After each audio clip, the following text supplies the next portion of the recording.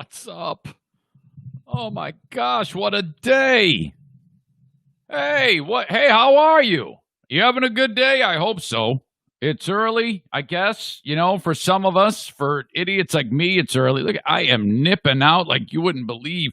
My right, you can see it. It's like cut glass nippage. And then this one, it's obscured by like the graphics on the shirt. All right, enough about my nipples. The live stream of this hack show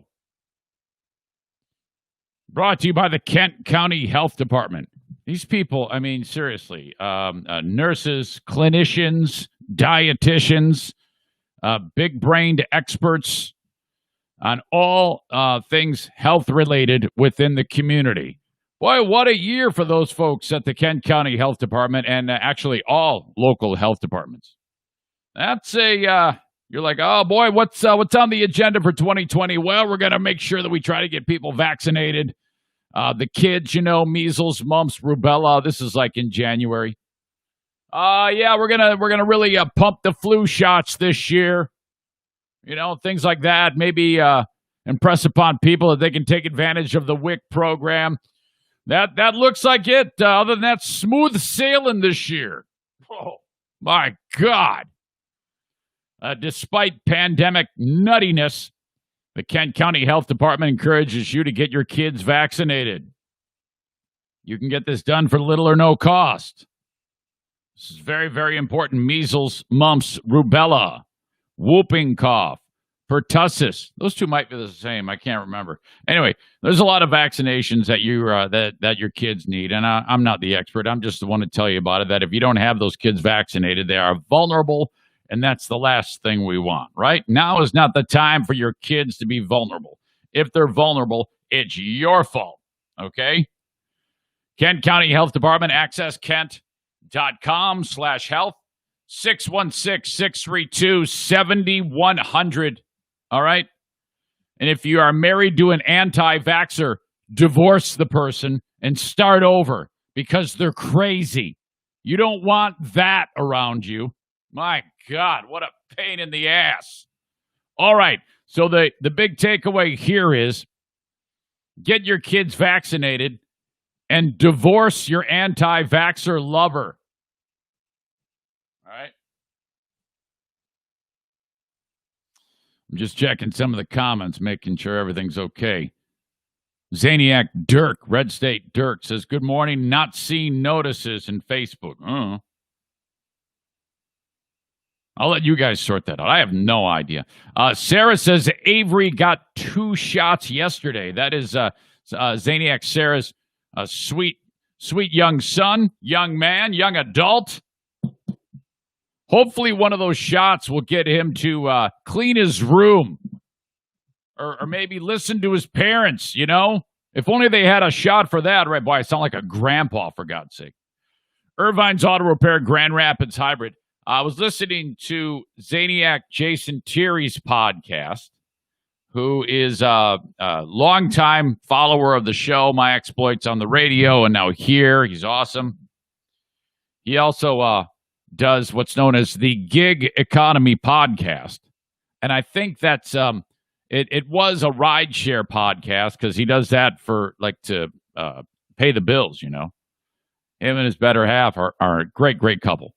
They so he does the Gig Economy podcast, which he branched out from being a rideshare podcast to just pay basically people who do all sorts of jobs like that, Shipped, DoorDash, Uber Eats, all those things. For people who make a living that way, and that this is a podcast for that. So that's really cool. He was able to get Irvine's Auto Repair Grand Rapids Hybrid to not only sponsor this podcast, I got them to sponsor this podcast, he got them to sponsor his podcast. And let me just tell you, when listening to the Gig Economy podcast, I will tell you that he basically took everything I say nice about Irvine's and repeats it. So basically, he actually says the same words that I say. one of the things I say all the time when I'm talking about Irvine's is, yeah, when the big dealerships get in the weeds, they call Irvine's. I'm listening to Thierry's podcast, the Gig Economy podcast. And he goes, when the dealerships get in the weeds, they call Irvine. You're actually stealing my lines. I want you, Jason, to actually write out your own commercial and then practice it. And then, you don't have to why don't you just have me voice it for you while you're at it? I mean, you're actually stealing the words I say. Oh, my God. First, you dive in and just vulturize the client, okay? And then, which is fine, I guess. And then you go ahead and actually take my words. What the hell are you doing? I'm really not mad. I'm not mad at all. It's just hilarious to hear you actually say the things I say. What the hell? Irvine's Auto Repair, Grand Rapids Hybrid. That will be the place to be for the upcoming Eric Zane Show podcast. Irvine's Henry Steffes Chili Cook-Off, October 8th. More on that in a bit.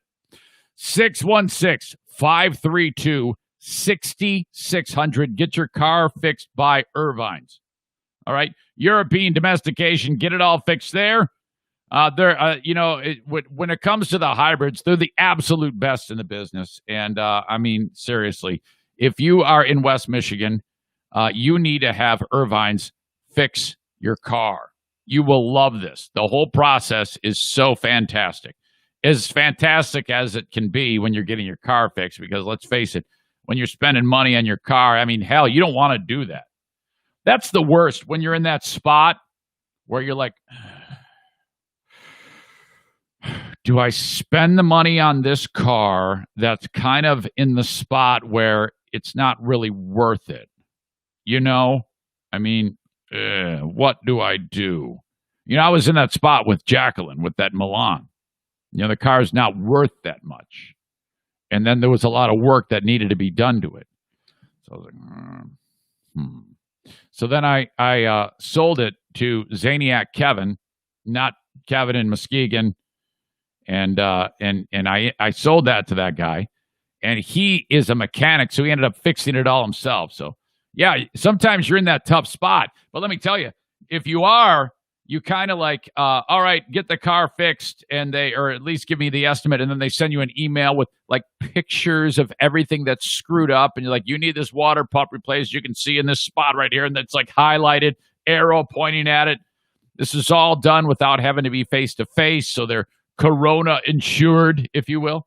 Irvine's Auto Repair, Grand Rapids Hybrid, 616-532-6600. My God, I am extremely wound up today. I have such amazing news to share with you. A blow-by-blow account, detailed information, stories galore. It is the 16th of September, 2020. The Eric Zane Show podcast begins right now. Sorry for the late start, but gotta be me. Oh! Hey, what's happening? What's happening? And now, here's a guy who looks like something that I would draw with my left hand. You're so ugly you can be a modern art masterpiece. It's the Eric Zane Show podcast with your host, Eric Zane. Well, thank you very much, Johnny. How are you? Welcome into the Eric Zane Show Patreon bonus. Not Patreon bonus. What the hell's wrong with me? Patreon podcast is still not it. The Eric Zane Show podcast, a daily show covering news, nonsense, and my personal adventures. From right here in a dormer above my garage for now going on, oh God, we'll be hitting 2 years coming up. January 6th is the anniversary of the podcast.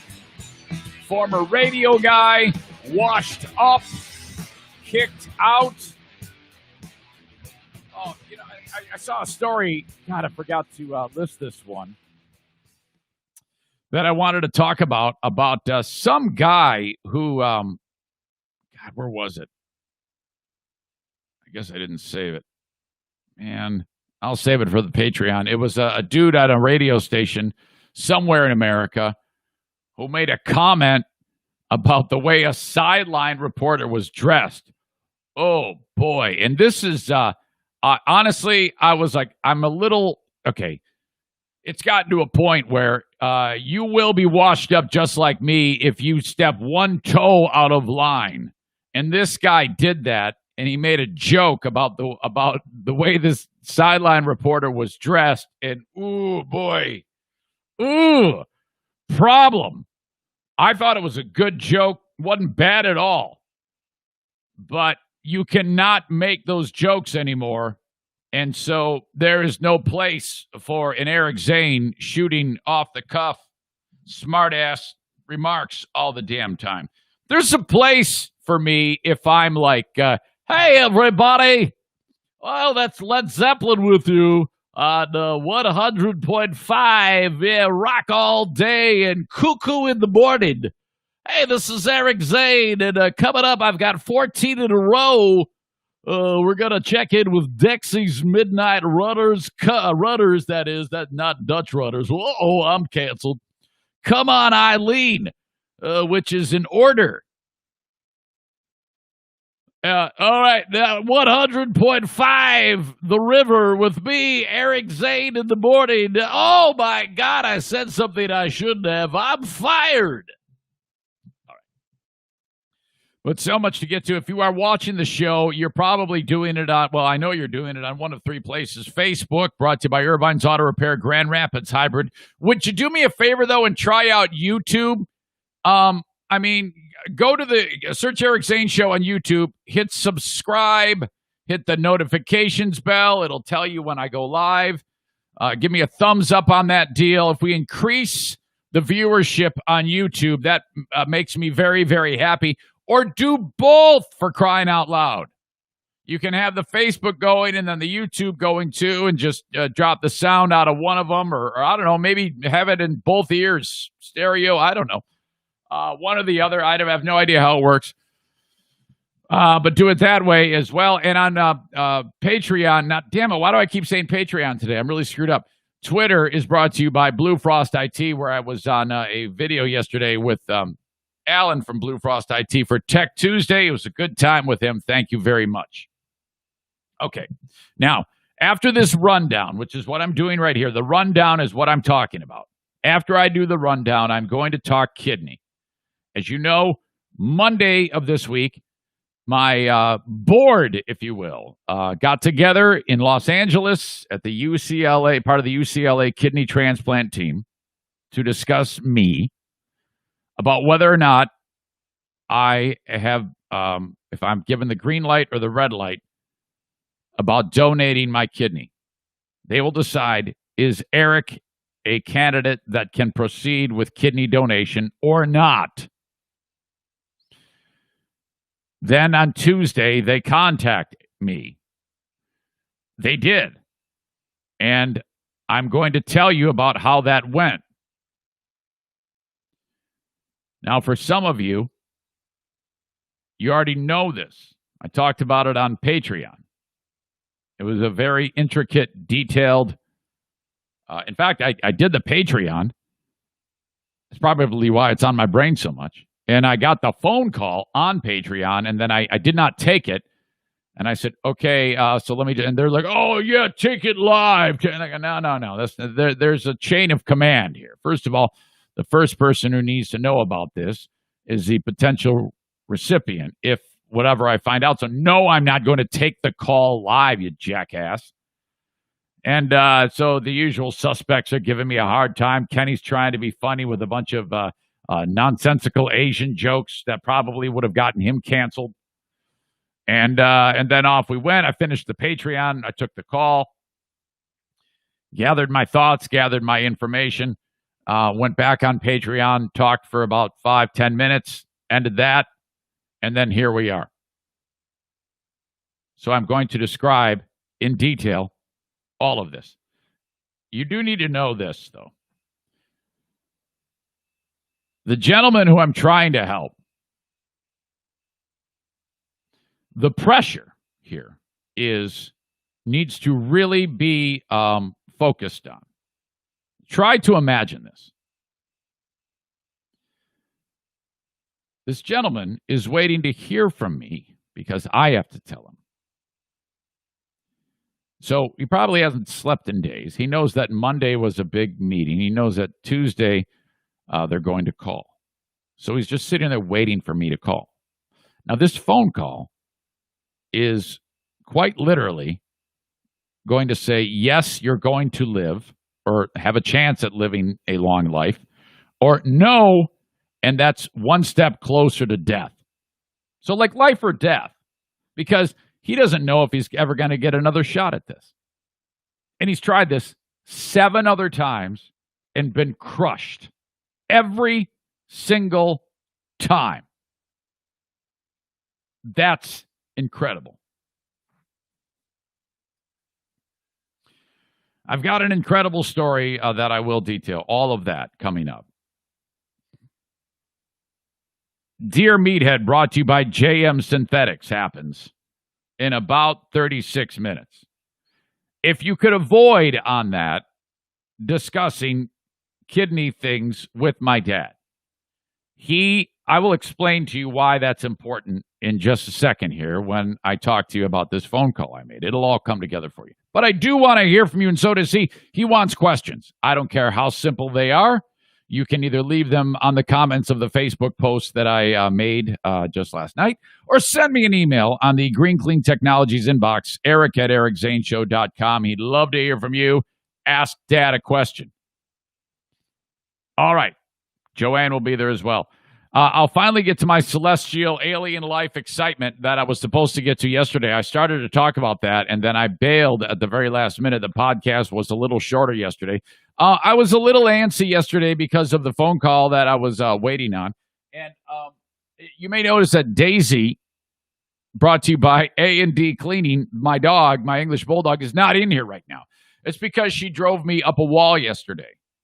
Okay, first of all, the dog would not sit still. And when you're doing this podcast, it's hard enough to concentrate when you're doing a monologue show, staring at a camera, looking into a monitor, talking into a microphone, trying to keep your thoughts together, keep it moving, stay focused. And then you've got this bulldog stomping around, licking her paws, which is such a gross sound. I can't just. It's really horrible. It just sounds just really, really disgusting when she's doing it. And I'm like, it's frying my brain. And then she wanders around over beyond the camera, which you can't see her, and she keeps bumping into shit. And I'm like worried that she's going to topple things because she's not exactly as graceful as a gazelle, for God's sake. And then I'm concerned she's going to take a big, gnarly, wet dump over there. So it was, and I could not get focused. So I just said, you know what? I'm going to punt. I'm out. So I will finally get to that story. Dancing with the Stars debuted Monday. Now, I, and probably a lot of you, do not give a shit about Dancing with the Stars. But the only real thing that I am interested in is that I believe that you've got a psychopathic murderer who has somehow avoided any type of justice on the fucking show. We're talking about that ugly whore Carol Baskin from Tiger King. Now, all kidding aside, because I know that I've had numerous fights with Kenny about it, when every time I talk about it, he gets all bent out of shape and says, I don't care about it. But you need to understand this, whether you don't care about it or you've never watched the show. This sick bitch killed her last husband and got away with it, okay? And everybody believes that. I mean, this is as screwed up as OJ and him getting away with killing Nicole and Ron. This would be on par if OJ... Fuck, they should put OJ Simpson on the show. They should have a bunch of fucking people who have gotten away with murder on that show. You can have a whole show of people who've gotten away with murder and actually not gotten away with murder. So you can start out Dancing with the Stars. And ladies and gentlemen, Ray Caruth. Ladies and gentlemen, O.J. Simpson. Oh, here comes Carol Baskin. You can have all murderers on the show.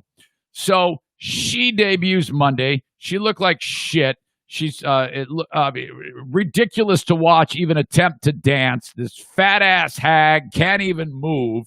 But who gives a shit about that? I'm going to talk about what happened during one of the commercial breaks. Very, very interesting. Now, we'll get into that. Scientists have discovered an antibody. Now, what I'm about to say to you is you're going to go, what? How come I haven't heard about this? Scientists, the University of Pittsburgh, have discovered, and this is no bullshit, they have discovered, they've isolated it, they found it, and now we're at the next step. The story just broke Monday.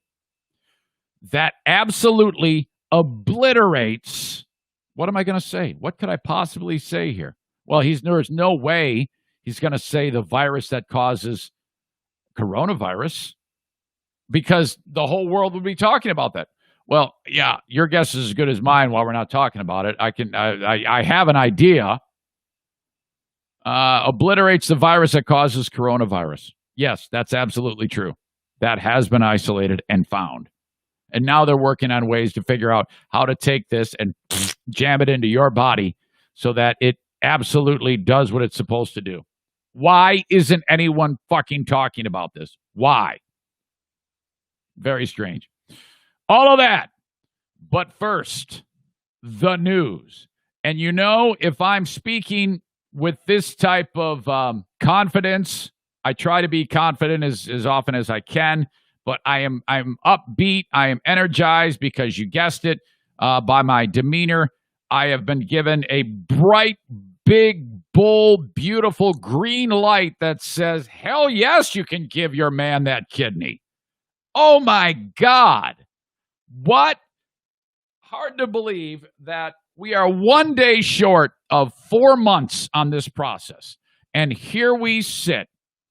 I have been given the go-ahead. I got the call from the folks over at the UCLA transplant facility and from the transplant team.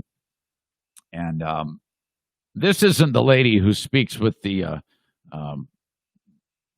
who speaks English as a second language, so I was able to decipher. So a lot of the times that I'm listening, I'm like, oh, fuck, say that part again.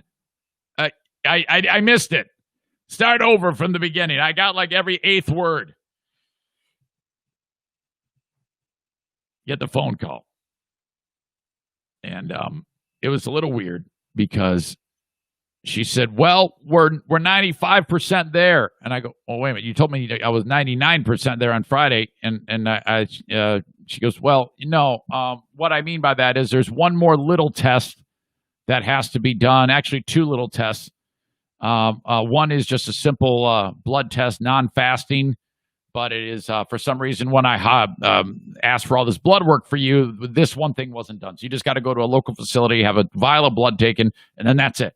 And then the other thing you need to do is the other thing you need to do, Mr. Zane, is you need to get a fecal card. I go, what? A fecal card? What are you talking about? Yeah, it's not exactly a colonoscopy because, if you're 50 and over, you should have at least had one colonoscopy, But that's okay. So what will suffice, though, is that all we want to determine, Mr. Zane, is that there is no blood in your stool. And you would know that by now if you actually had a bloody stool. So what we're going to need you to do is have to do a fecal card. The fuck? What do you mean? Like get a card and take a shit on it and then send it to you? No. I mean, it's just what they call it. I mean, if you could just go... Again, she totally speaks Californian. If you could just for sure go ahead and get that fecal card and send and have the hospital send it off to us, that's all we would need, and then you would be all set, ready to go, and you are a solid go, green light for the kidney transplant. Okay. So all I want to know is because, and I say to her, I go, look, so my guy is waiting. He hasn't slept in days. And I did lead into the weekend telling him it's looking very, very good because you told me that. Yes, that's right, Mr. Zane. So can I call him and tell him we are a go? I have been given approval to give the kidney away. I am a excellent candidate. Can I tell him that? Oh, for sure. Yes, you call him right now and you tell him that he can get the transplant. You think I'm lying? Hold on a second here. This is how this went. Hi, good morning. Good afternoon for you. This message is for Eric. This is Sheila with UCLA donor team. So we reviewed your case at our committee yesterday. The only thing that's pending, which was new, is that fecal stool card. If you could please complete that with your primary doctor. And If you could complete that with your primary, get a fecal stool card today for sure. that result faxed over to me. Whenever that is done, you'll be completely done, workup complete, where you could donate your left kidney to your recipient. So I just wanted to give you that information. Feel free to call me if you have. All right. I don't want. You guys will end up calling her, so I don't want to give that information out. So yeah, I got the message like, well, okay, I don't have that done yet. So does that mean this poor dude has to wait more? So all I wanted to get out of her was like, well, yeah, okay, great. So I'll take the dump on the card and I'll send it along. I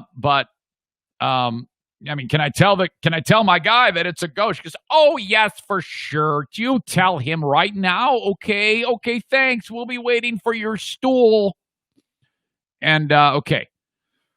So then I called him. And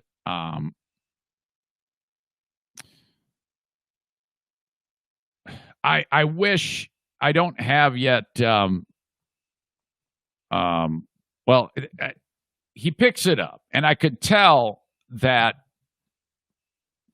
the first words were all just like instinct, as he's like, hey, man, how are you, man? Hey, how are you? And I go, I'm okay. So I probably said 3 words for like greeting, and then I said, yeah, so I can give you the kidney. I've been approved. And he's like, well, yeah, and then he's gone. I mean, gone. It complete. Imagine this. For years, he has been deteriorating to a spot that he is now. He has 0 kidney function. They're both ruined by a genetic disorder that has robbed him of the ability to filter his system. Okay, all those terrible things that your kidneys and my kidneys clean out of our blood and our fluids. He doesn't have that. And now he's being told for the first time that he can get a new kidney. And it just rocked his world. It was the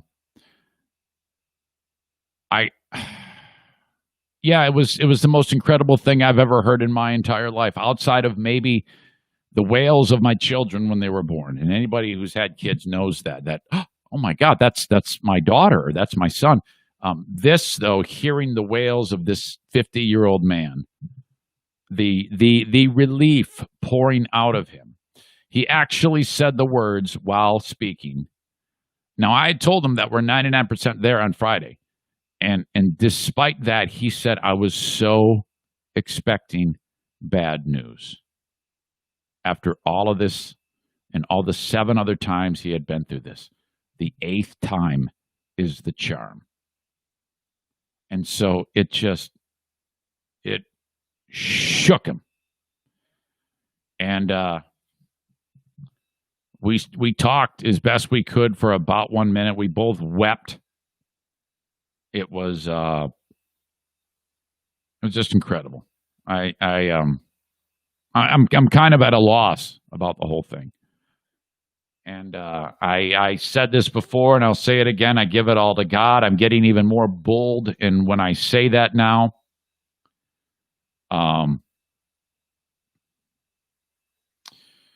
but because you can imagine if some people who don't really subscribe to the belief system that I believe in, they might be like, what? And so I sometimes temper how I say that, but at least I did. Not so much anymore. Like when people say, well, where did this come from? I mean, why did you? And I'm always like, I already told you, I talked to God. Now, you say that to some people, they're going to be like, they don't get it, or they don't believe you, and I understand that. I mean, I'm not exactly I'm not the guy who can recite Bible verses. I'm quick to anger. I'm slow to calm down. I'm quick to judge. I'm mean. You know, and I can't even begin to tell you where this came from. But that's what I say. That's what I tell people. I really do. I say, but I talk to God. And when I talk to my dad, this is what I meant about my dad, because he doesn't understand. He doesn't get it. And out of all these people that I've talked to, everybody's like, he is the toughest sell on it. And that's strange to me because he became a born-again Christian. So he is conflicted because the health of his son, he's concerned about the health of his son. No matter what I say to try to reassure him about all the things that are in place to ensure my health and the good that is coming out of this, it doesn't resonate. And so I just say to him, I was as bold as I could possibly say it to him yesterday. And he every time we have the same conversation, because, you know, sometimes that happens with the dementia. He goes, "Where did this come from?" And I go, "Well, Dad, I told you I talked to God." And I just say it just like that. And I mean, because getting back to what I was saying, I don't consider myself to be, you know, sometimes you meet somebody and you can tell that they're constantly praising God for everything. They tie their shoes, they praise God, everything is God, God, God, Jesus, Jesus, Jesus. I don't do that. I mean, I go to church, I pray, I have my moments, but I'm not a walking, talking Bible verse. I don't know shit about the Bible.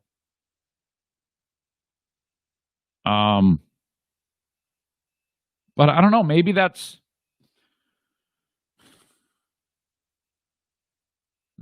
what people need. Somebody like me who isn't like that, getting hit right between the eyes by something as profound and bold as this. So yeah, I give that up to him. And so if I can now share that with you through my little world here, my little corner of the world, and you find that comforting, or you find that to be something that can help you, I mean, that's a win in my book. That's basically it. So where does that leave us? What's next? And sorry, I'm getting ahead of myself. My dad's like, well, you know, and he said this before about what happens if your kidney goes bad. And I go, well, okay, look, the good news is not everybody gets to do this. And, well, as you know, I'm great at everything and very humble too. But one of the things I've been great at, apparently, is making sure that my kidneys are okay, because mine are awesome and my system is very, very strong. I have all of the markers of a terrific candidate. They don't just take anybody who's got even a little bit of an issue. You're out, man. You got to be the right stuff. Your body needs to be made a certain way. You need to have all the positive things going for you, and I do. And then you add into the mix that whole idea, which the two things that were 1% of concern for the transplant team was my bad cholesterol and my A1C. I've vocalized how I've dove into that to ensure health going forward, because you don't want diabetes and you don't want high blood pressure if you got one kidney. So I explained that to my dad, and it goes in one ear and out the other, and that's all of the concern that he has. And I find that very charming and loving. I am not taking that the wrong way. And no matter how many times he says it, I don't get agitated with him. I just say, I understand, Dad. I understand. Well, what if yours goes bad? I go, well, first of all, it won't. There's unbelievable track record of success for this for the UCLA kidney transplant team. We're talking like 99.95% or some ridiculous number of success. Yeah, there's a risk. There's a risk I could drop dead under anesthesia. There's a risk of infection. There's always those things. But the small nature of those, the small percentage of those risks is so minuscule compared to what we are doing here. And again, it all boils down to God at this point. I am 100% confident that this will work out in a positive fashion. But if my kidney does fail, my one kidney, let's say I'm walking down the street and some guy comes up and knifes me in the back, right in the kidney. Okay? Let's say that happens, and my kidney is now ruined. I do not have to wait for a kidney transplant because I've already given one. I am immediately on the top of the list. There is a kidney pool. There's always a kidney pool that exists. It's not like there's 8 million people and no kidneys. There's 8 million people and some kidneys. And they have this list. Now, my person who I'm giving this to would never see that list or be able to be a recipient of it because it's so incredibly long. Unless, of course, you have somebody who goes out of the way and says, hey, I want this person to have it, which is what's happening here. But if my kidney does screw up, I will get a kidney. So now what? When? When does this happen? I don't know. There's a couple of unrelated medical things that my candidate is getting squared away right now, but he gets stronger every day. And when he's ready, we will do this. If I had to guess, I would say Christmas. And how this would work is I'd pack up my podcasting shit just like I did in August when I visited California for this. Except I would have a person traveling with me. That would be my lovely wife, Diana, who would, for a couple of weeks, would be my primary caregiver. Show up, go into an operating room. It's a 4-hour surgery. They go in 3 little holes right here. They fill up my belly full of CO2 in this area of my body, and that makes all these organs like floaty and bouncy and buoyant and we're gonna fill you up with CO2, Mr. Zane. After we do those incisions, and they're not large, we're going to go in with cameras and the required instruments, okay? We're going to have several hands on you, Mr. Zane. About an hour into your procedure, they're going to then begin the procedure on your recipient and prepare his body, okay? And then for sure, with all of the CO2 in your system, we're going to have an easy removal of your kidney. We're going to remove the ureter, the vein, and the artery to that kidney, Mr. Zane. And then we're going to go ahead for sure and put it into a Biobag. And then just like a C-section on a lady who's having a baby, we're going to go ahead and remove that kidney, okay? And then they take it out of the bag. And then I'm all bloated CO2, and they try to get all of it out of me, all the CO2. And then they take that bag and they carefully go over to the next room where dude's laying there. Fuck, he's out. I'm out. I have no idea what's going on. I'm completely unconscious, sound asleep, general anesthesia. And then they begin to take my thoroughbred frickin' Secretariat Corvette ass-kicking Maserati Tesla Cybertruck fucking kidney and put it in dude right away. He's like, shit, man, I can run through walls. I'm powered by the Holy Spirit. Holy fuck.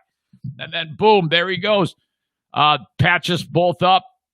I wake up. I'm like, why the fuck does my shoulder hurt? Who the fuck put a knife in my neck? what happens is that CO2, they get about 85% of it out of your system. The rest of it's kind of floating around in there, and that stuff hurts. What? Yeah, it's true. The CO2 moving through your system is not a good thing. Your body's trying to get rid of it. So what's the only thing to get rid of it quickly? Well, unfortunately, walking. And you know who's not going to be in the mood to walk after they rip out one of his organs? Me. But you got to. So you got to get your ass up out of bed and fucking walk down the aisle holding your stupid IV, wearing one of those dumbass gowns with the stupid socks with the grippy shit on the bottom of them with your asshole hanging out. Fuck. My wife said, come on, I'll be all out of it by Facebook Live. I'm like, all fucked up. Shit, fuck. Oh, God. Walking down the aisle. Oh, man. And then, about a day and a half in the hospital, one night. That's it. Then they say, okay, you know how it is. I got to keep those hospital costs low. Get the hell out of here. And then I go over to this place. It's probably, 0.02 miles away where I stayed in August. And then I march in there into my bed and recover. About 10 days, maybe 14 days.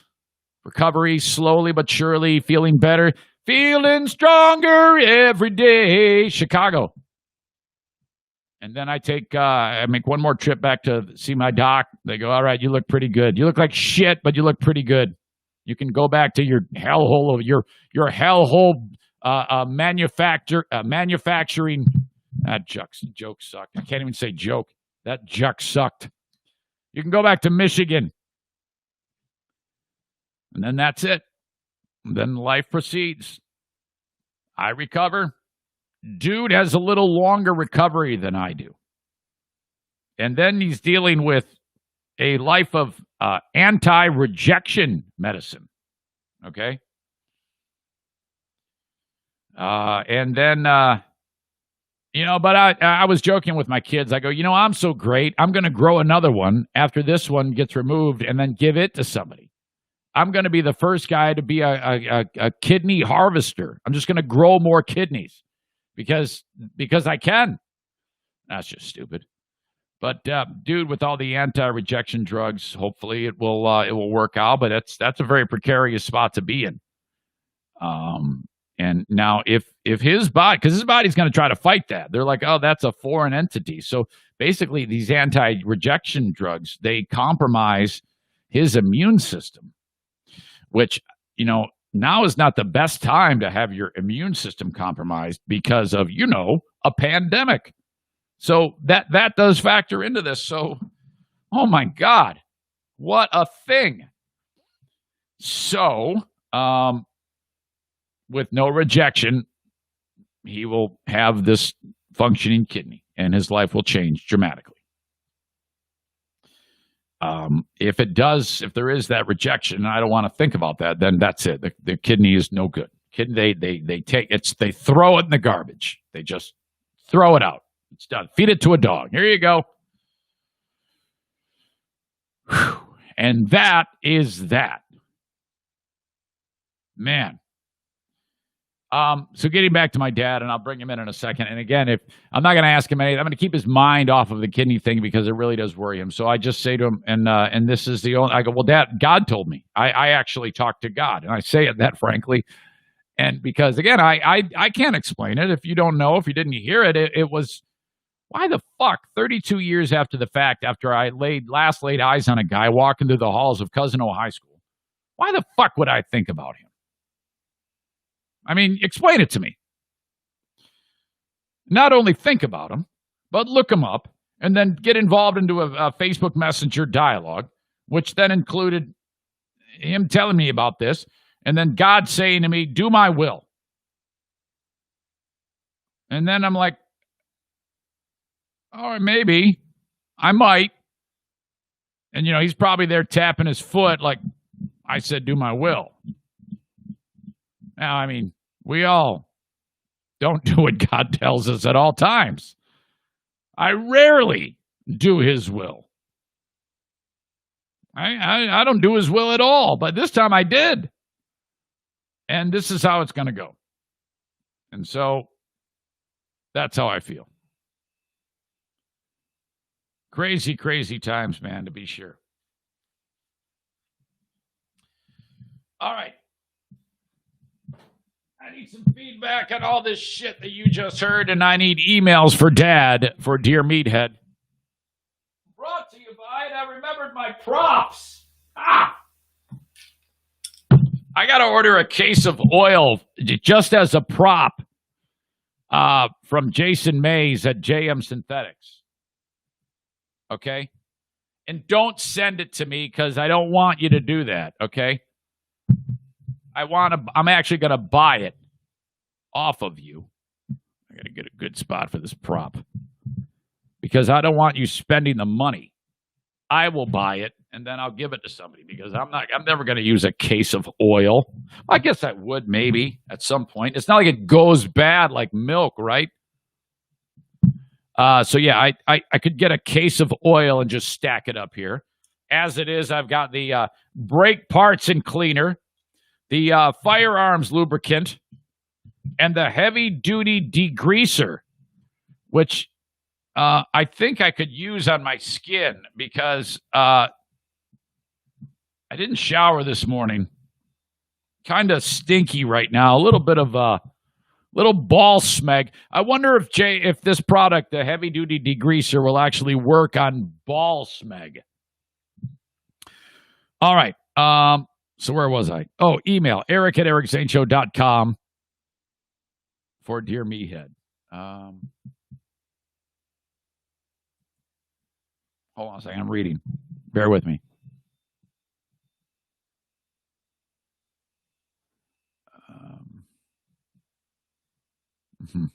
Okay. Sorry. Let's see.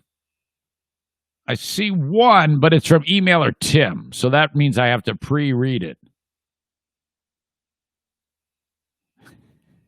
Okay.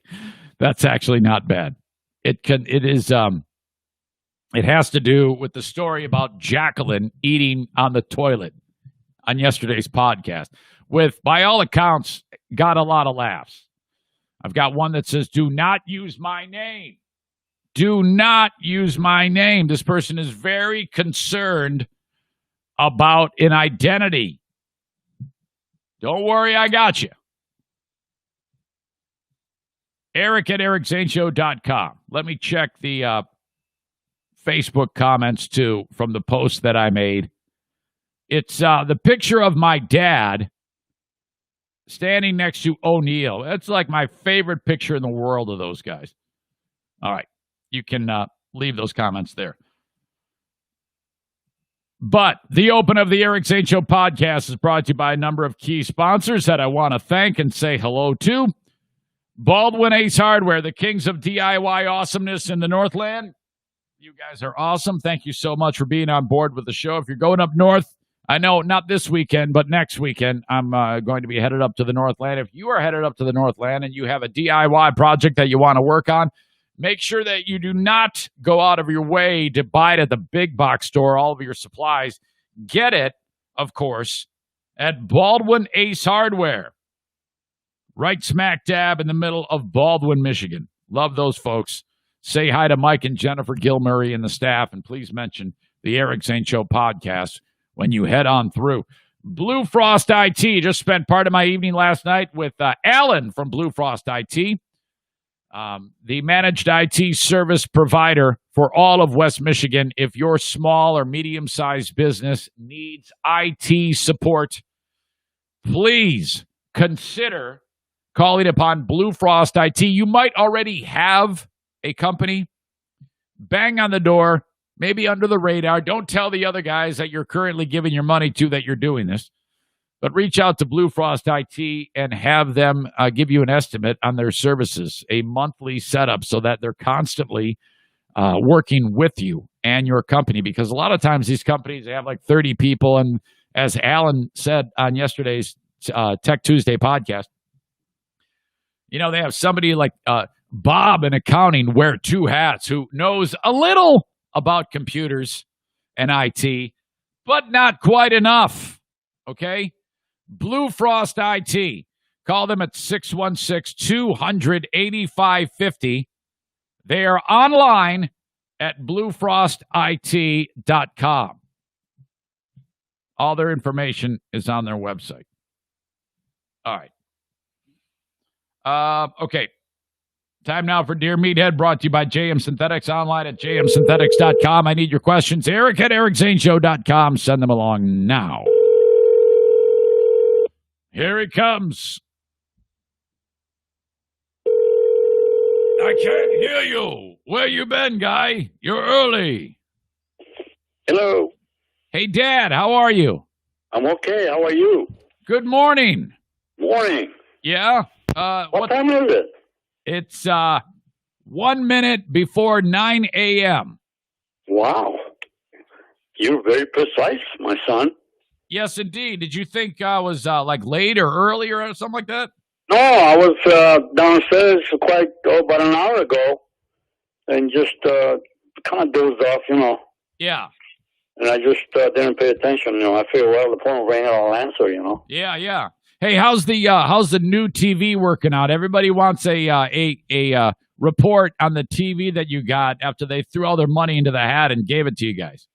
It's doing great. Ever since we returned it, the first one that we got, we returned it. Yeah, I know. It really went crazy. Yeah, it was too big. No, not just too big. It just wasn't working. It quit. No, Dad, that's not true. It was. This is the second television we got. Wait a minute. I'm confused. You mean you got the big one? You took the big one back. Yeah, and then got the little one. And then you bought the little one, and the little one didn't work?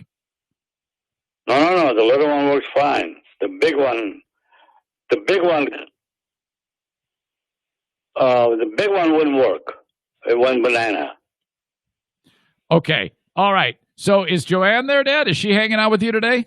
No, she's not up yet. I don't know what's going on. Oh, this is all... I just hear her. This is all nutty. Yeah, I'm pretty sure, Dad, that the first one, the old TV quit on you, and then the one that the audience sent you that showed up on the front door, yeah, I think that was the one that you just returned, but it was the first one. Yeah, we returned that and got this other one now. But there was nothing wrong with the great big one. No, right. It just... The size was no big deal. Yeah. But you're feeling pretty good about this one, so that is good. Oh yeah, this is awesome. I'm glad to hear that. Everybody's really happy. Awesome. I still want to thank them again. Yes, it's got a lot of stuff in there. It takes an engineer to operate it. Yeah, well, good thing you've got one in Joanne. I mean, hey, I couldn't do any of those things. Some serious brains on that lady, Dad. Oh my God! God put her in my path for this day. Okay. I mean, there's a lot of things I can't do anymore. Right. I understand. It happens. Hey, we're going up north. I've got. It looks like the second week of October is the color change. The second weekend in October. So I know that Stong, wherever you want to stay, either his place or my place, and that's the rumor that the second weekend in October is going to be a. Yeah, we were thinking about going there for sure. Yeah, it's going to be a big get together. We're going to and I really think that in reality, Stong is going to be a more comfortable place. Okay, all right, yeah. So, but unless he has some people going there too, I don't know. Okay, well, we'll figure that out. So just as long as you're aware, everybody wants to go and hang out up north. Yeah. We definitely, if everything is proper and all that, we definitely would like to go. Okay. Wait a minute, and then we're going to bring our masks. Joanne just showed up. Well, yeah, we're going to need masks. Hey, Joanne, how are you? Hi, honey. Okay. Good morning. Good morning to you. Okay, everybody wants to hear from you guys. Kenny asks this question. Hey, Meathead, what's your favorite TV show, or what are some of your favorite movies that you're watching on your new TV? Well, Chloe came over and hooked us up with Netflix. Oh, you got okay. That's because somebody, a friend of hers, has got that at 4 people could hook up to that, and they hooked up us to one of them. Yeah. You know? Okay. So we're going with movies there now. That's All pretty right. good stuff. Yeah, so there's plenty to watch on Netflix. Yeah, this TV is doing so many things, Oh man. my gosh, what a blessing it is. Yeah, Did you hear that? yeah, because your last TV probably was not a smart TV. This is what's called a smart TV. Well, yeah, but smart TV, I can't even turn it on. Well, no, I mean it doesn't mean that you're smart. It means that You got me, Eric. yeah. So because I can't yeah, have it go away anywhere for more than an hour. I need Yeah. back here to do something with no, this thing. Dad, all that means is that it talks to the internet, and if it can talk to the internet, it can give you those TV shows on things like Netflix. Oh, yeah. Okay. That's awesome. All right. Well, that's good. I still want to say thank you again. Absolutely. Dad, have you ever played paintball? And do you know what paintball is? Yes, I do, and I've never played it, and I think I get all messed up. They shoot it at you and Well, yeah. bruise your body. And Well, here's the thing.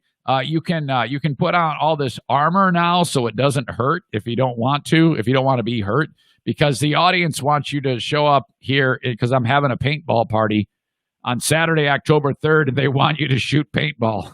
no, not into it. Okay, fair enough. All right. He thought it was a long shot, but I figured I would No, I would throw that up.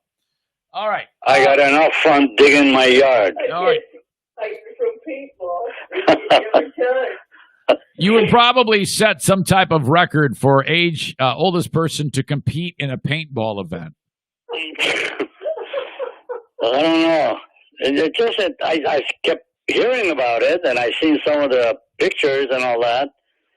In fact, on TV, they showed some live ones a long time ago. Yeah. And I never thought it was my forte. Now, Dad, I have a question for you. It just dawned on me. Tomorrow is September 17th, so I got to do some math in my head. That means October, November, December, January, February.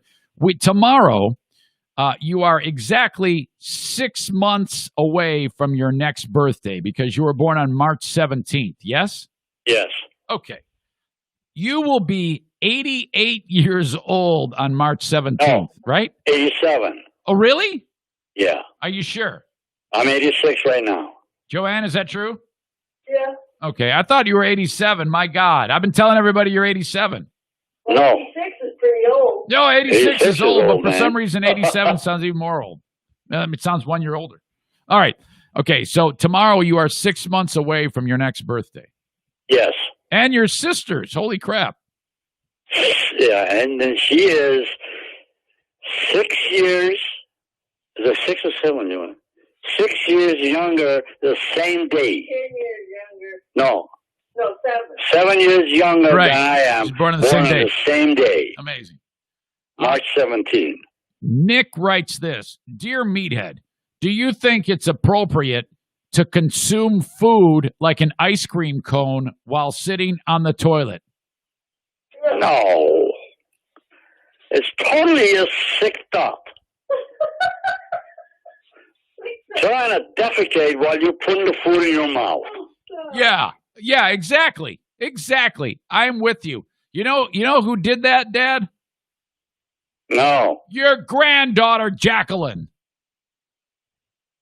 Jacqueline Yeah. is sick. Yeah, what an animal. She Have you taken her to a psychiatrist? I think that's the first step. I really do. I'm like, what are you doing? And I explained to her that if you can smell it, that means it's there and it's landing on the food. I don't even want to hug her now. Well, everybody defecates around. Yeah, I know, but it's awful. I seriously. Oh, What's the matter with her? I know. Well, I'll let her know your thoughts on Let this. her know that I was really disgusted with when I heard that. Yeah, I know. I don't blame you. All right. This person wants to be nameless, Dad. It also is a similar subject matter. Okay. Dear Meathead, this person writes. Okay. My sweet 7-year-old daughter has a problem with farting too much. She farts like a trucker. Should I be worried? Well, apparently she got some gas problems, some stomach problems. Ordinarily, people can control that, I think. I'm going by my own forte. I feel like doing it and I can't do it. I can hold on and go somewhere else if I have to when there's nobody around. Yeah. But they need to contact a physician. All right. And check it out. There's probably medication to alleviate the gas. Yes. Reduce it. Yes. Something's happening. Okay. You can't ignore that because this is ridiculous because you'd be out visiting somebody and then, of course, she can probably control the sound of it somehow. I don't know how, but... Yeah. But the odor you can't get rid of. I wrote down referring to how it is when you use when you with your issues. You wrote, "I'm going by my own forte when it comes." Yeah, right. If I have to do that, I get up and go away somewhere. Yes, that is in fact. But if you have excess gas, right? I mean, I don't know what the condition is. Is it like once in a while she's got a fart? Or just farts every 5 minutes? I think she's farting way too much, Dad. She needs to see a doctor. All right. Very good. That's a good call. Sure, and there's medication. Sure, yeah, maybe some gas pills. Change her diet. What's her diet Absolutely, like? Or diet. What in the world is the child eating? I mean, are you feeding the child food that you know is not so good? Maybe that has something to do with it. Now, the question I have, actually, what does the father do? I mean, you mean like does he fart a lot? Oh, I don't know. I mean, they eat the same food. Is this if they do? Is the suggestion that it's he's eating the same food, or see a doctor, or it's genetic? Well, I don't know if farting I don't know. is genetic. Yeah, I don't know if farting is Never genetic. I don't think that would be a thing if you'd have like genetic farts. Or just get a plug. Okay, a plug. All right. Okay. This person also kind of anonymous. This is Jack in New Hampshire writing in and says, "Hello, Jack in New Hampshire." Says, "Dear Meathead, I just became an uncle for the first time in January, just before the pandemic hit. It's a baby boy that I am the uncle to. Because of the virus and some health issues with my new nephew, the baptism isn't happening till October. I was honored to be asked to be the godfather. However, Meathead, I have some concerns. You see," he writes, "I was baptized Catholic, but that's about it as far as religion goes." He says, "I didn't go to Sunday school, and the only time I went to church is when my grandparents babysat me when I was growing up." Basically, he doesn't really have a relationship with God, and he also did not have a first communion or go through confirmation. What should I expect, Meathead? What responsibilities does a godparent have? What about the proper etiquette? Your guidance and input would be much appreciated. Thanks, Jack in New Hampshire." Well, we kind of overlook quite a few things when it's a godfather or a godchild or a godparent. There's a responsibility to go with it. Now, number one, you have to show this person, this child, what your character is. If you have a characteristic of it's of course two different subjects in here. One is to find out what your religious belief is. If you're Catholic or Protestant or whatever, as long as you're Christian, you must follow that. For instance, you have to have a background of church. For instance, we never miss church, and we believe in what we hear in church. Yeah. Now, that is called serious religiousness. We trust in God. I never did that until I belonged to a church and I became a Christian. So in name alone, because we're Catholic, that you're not a Christian, really. You're Catholic because it's the norm, it's the type of Christianity. Okay. Okay. But So you got to exercise God loving and commandment and Bible and all that. So you're you saying have to exercise that. You're saying now, like that's one issue. Maybe like in addition to walking the walk, maybe talk the talk a little. Okay. You got to walk the walk and talk the talk. There you go. So maybe like I don't know, just encourage the kid along the way to do the right thing, and maybe it's so to become a godfather. There really is a responsibility, but you know what? I don't believe 99% of the people in the world follow that. No, it's true. I'm a godfather, and I'm supposed to I think I'm a godfather to. I think I'm a godfather more than once, but I don't remember. I'm so bad at it. Sure. Well, I mean, it's the response. There is a responsibility, but too often people don't do anything with it. So I think you know the answer, but it probably will require you, Jack, to explore yourself a little bit. But I think in the long run, as long as you keep an open mind and an open heart, you'll do great. Well, yeah, but then again, the years that I was raising you, I didn't follow. No, you were horrible. No, you were horrible. We were once in the grave while we went to church. Oh my God! And you were like, "Oh, get me out of this place." Yeah. Until I found the Lord and became a Christian. Yep, I know it. And hey, Dad, I wrote this down. You just talked about something, and I wrote it. I want to put it on a plaque. It says "serious religiousness." Wow. We can put that on a T-shirt. All right. No, I believe in the Lord, and I believe you me. I say my prayers sometimes silently, but I go to church. Ever since this pandemic began, we never miss church, and just to go to church is not the issue. Right. It's things that go with it. Yeah, you gotta follow the rule of God. Yeah. Just be a good person. Treat others the way you would want to be. Right. That you got to be a good person. Absolutely. I'm very kind now. I think you noticed that about my changes.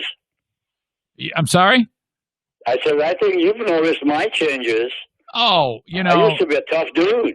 No. You're still a tough dude. You're not that kind of tough, but I'm kind and I love my neighbors. No, I think you I think you give yourself too little credit. You were always sweet and kind. Sure, you'd have your dust ups where you would maybe indulge in things that would hurt you. Crack, I would knock somebody out. I know that's okay. You probably still would. I mean, my God, at the end of the day, sometimes people. No. Hey, there are people that deserve a good crack across the chin from time to time. I wouldn't do that. I would not do that. There's a couple right now I want to sock right in the face. I swear to God. No. Try to love them. See how it goes. All right. Very good. I think there's, as I get into my 50s, there's more of your old school you coming out in me, because I know people that I want to beat the hell out of them. You're the kindest man on earth right now. Oh, God. Well, hell. People don't know a lot of things about you right now. All right. Well, yeah, well, so I've got another question here, Dad. Sean writes this: Dear Meathead, how difficult was it to learn the English language when you moved to the U.S.? Oh, my word. That was hell on wheels. Now, I could understand, because back in the old country, I used to live across from a police department, and the American GIs would be back and forth in that police department all the time. Right. Candy bar. And then Joanna said you get candy bar. Yeah. And then they would give you. The police department would come to our house, buy dishes or borrow dishes and all that. And I met a sergeant. He took me to right across the street.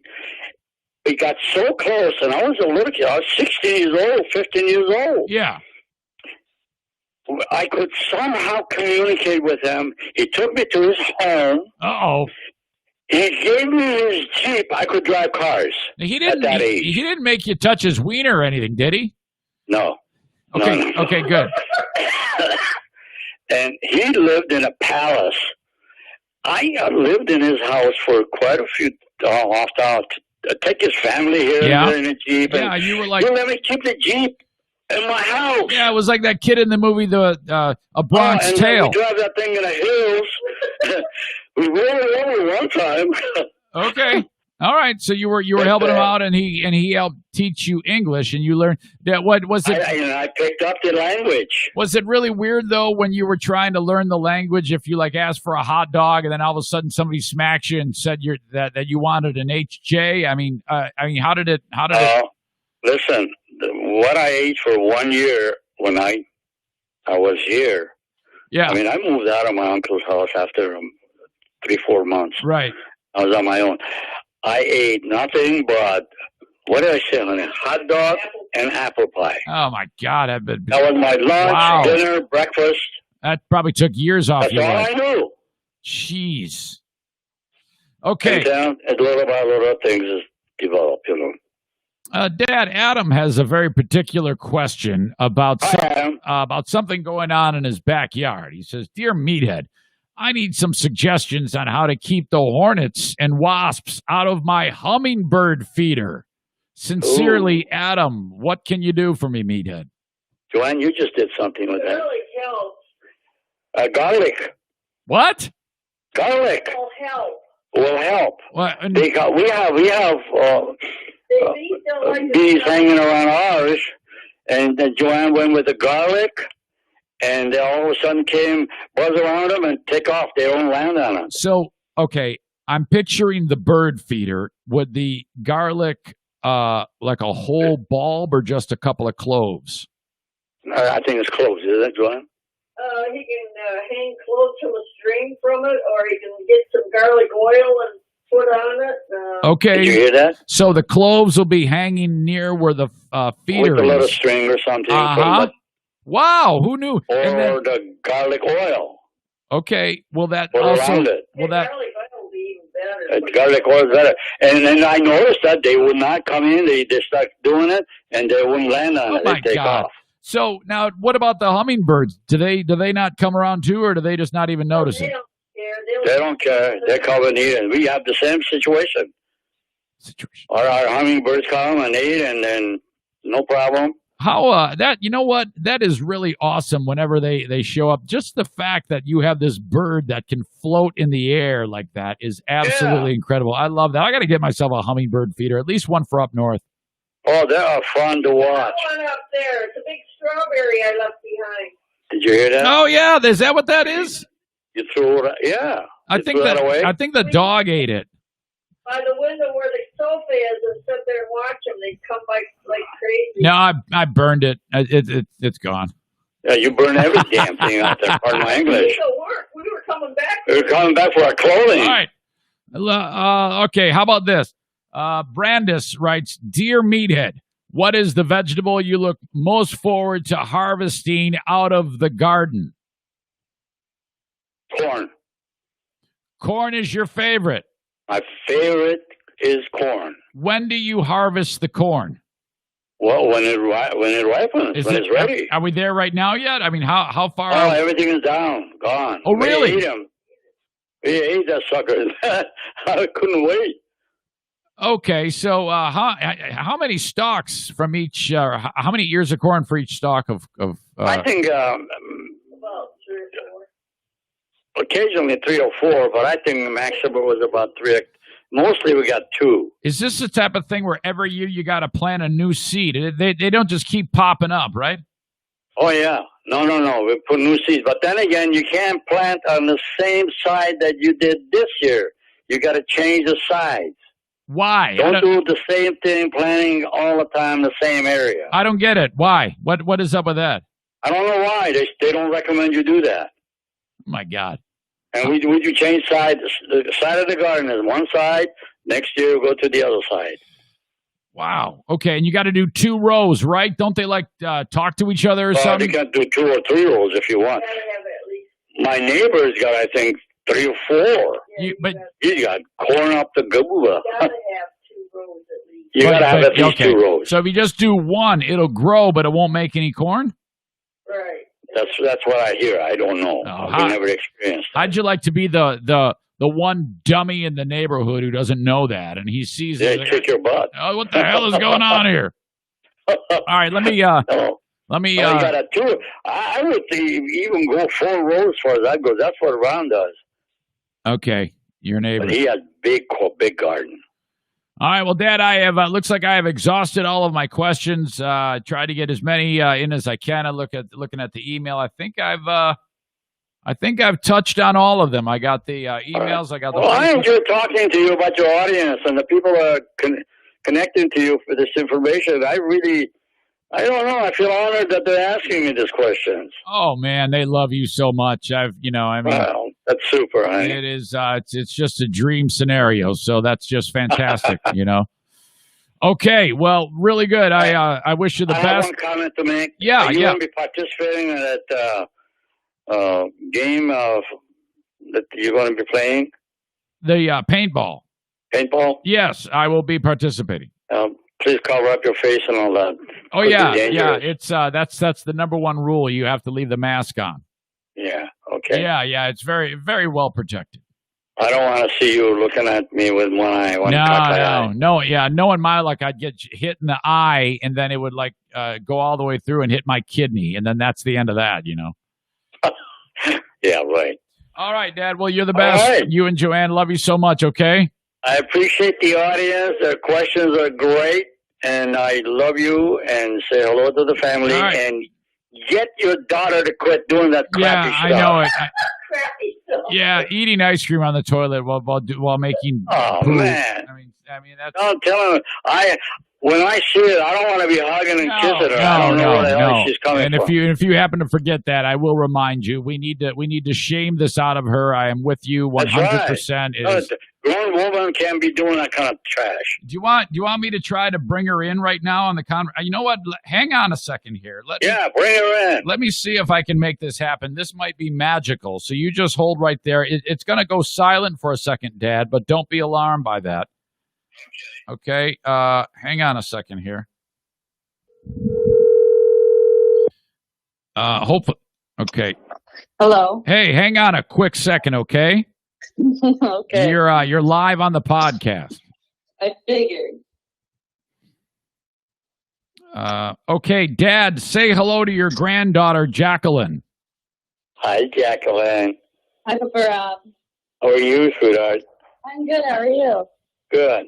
Jackie, Grandpa wants to talk to you about something, okay? Okay. Jackie, we discovered that you have some kind of a weird habit. What is Do you know what that might be? No. Eating while you're on a toilet? Oh, my God. I did not. I wasn't. Well, is your dad lying? He's probably, as you would say, embellishing. No, I'm not. You were eating ice cream while you were making number 2. I wasn't going yet. I was just sitting. Well, listen. First of all, I don't say it's being normal that you sit on a toilet and then eat. I wasn't. If you do. It's not. I don't actively do it. If you do, I don't even want to be shaking your hand. Oh, come on. I'm serious. Yeah, he said he doesn't. He doesn't want to hug you. Do that. Yeah. That is as gross as it can be. Yeah, I agree with that. I agree with Papa. You can't eat ice cream while even if you're near the bathroom. You can't be sitting down waiting to go poo poo and then eat chocolate ice cream. What the hell? Whatever. Well, now listen. I don't like that. Yeah. Well, of course, it's your funeral, not mine. Yeah. My mom does it worse. Oh. Well, your mom is just as gross as you are. Then. Now wait a minute. Hold on. I asked Diana about that because Jacqueline says that Mom eats cereal on the toilet, and I asked her. I go, "Hey, Jackie said you," and she denies that. So I don't know. I would agree that she might want to, or your mom might want to do. She does some weird things. Oh, she does. She does. A lot of it. All right. Yeah. And Way to go, Dad. You're making Grandpa not like me anymore. No, I just No, I didn't make got it. nothing to do with that. I love you. Yeah, I didn't do But it. it's gross. You're the one. Yeah, if you are doing that. You're the one. You're the one who's got brown going in and brown going out at the same time. Oh, that's a good one. Anyway, I'm not doing this to embarrass you or anything else, honey, but I can't be embarrassed by my dad. No, I'm she used to can't. it. No. yeah, but I don't care. His listeners is this subject being aired? Yeah. Oh, yeah, absolutely. I talked about it yesterday at length. Good Oh Lord. man. Yeah. Anyway, honey, I love you dearly. You're a beautiful woman. Yeah. I love you too. All right. And that just grosses me out when I hear something like that. All right. She's making it worse than it is. No, it's not true. All right. I love you, Jackie. Jackie, hang up. That's not the point that he's trying to make. And I'm not going to embellish that, Okay. But I love you, and it's nice talking to you. Okay, Jackie. Jackie, I love you. Hang up. Have a nice day. I'll talk to you later. Okay. Love you too. Bye. Okay. Bye. Bye. And Dad, with that, I'll also hang up on you too. You are just a godsend, and I'm just so happy to be able to get you to share with us. Thank you, son. I love you dearly, and hopefully everything will work out. And say hello to your honey for me. Okay, Dad. And Joanne. Yep. Talk to you down the road. Okay. Bye. There you go. Another round of Dear Meathead in the books. Legendary, as always, as if they're never not. You know, I mean, seriously. All right. Dear Meathead brought to you by these guys, JM Synthetics. When you go to jmsynthetics.com and you buy anything, I don't care if you buy one thing, okay? Maybe it's some firearms lubricant. Maybe it's a case of synthetic motor oil because you know they invented that. I'm giving you a free Eric Zane Show podcast snapback hat. I'm not much of a hat guy. I look like kind of a tool.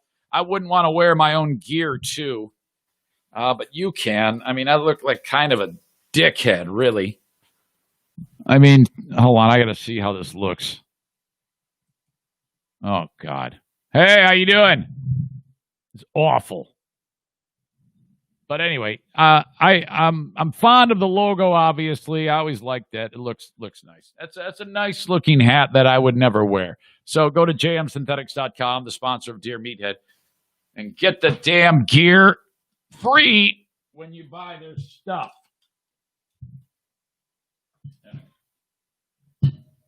What time is it? Oh, we're pushing about 90 minutes on the show so far. Not bad. Not bad at all. Okay. Meathead brought to you by JM Synthetics. I talked about that. I want to mention for the audience that I do cameos. And I want to do one for you. What are they? Well, people hire me. You would hire me. You would spend $15, and I am going to do a cameo for you or someone that you care about. Let's say you have a friend who you want to roast, okay? You go, you fill out all the information on the form. I record the cameo. You then share it with the person that I'm roasting. Say, hey, check this out. Boom, they watch it. I'm talking directly to them, telling them whatever you want me to tell them.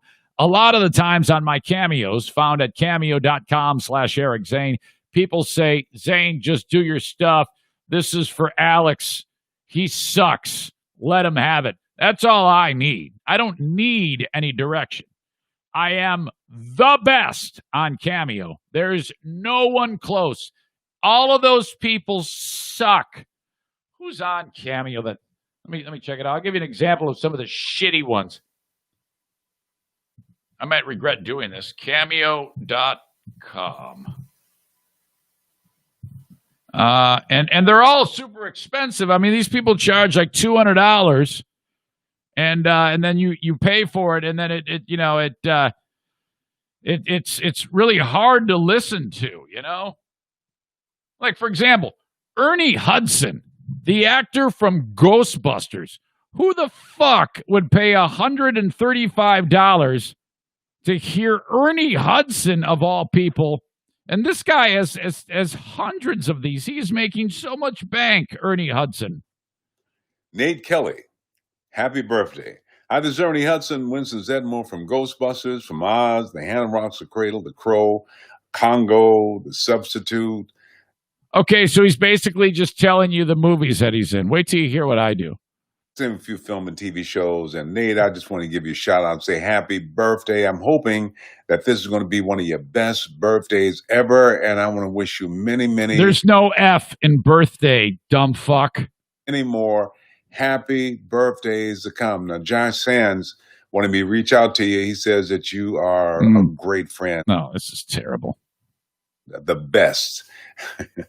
He says he's grateful just to be your friend, and he just wants you to know how much he just really appreciates. All right, so you get an idea how shitty this is, and on all of these, he's wearing the same shirt, so that means $135 times 6, as far as I can see.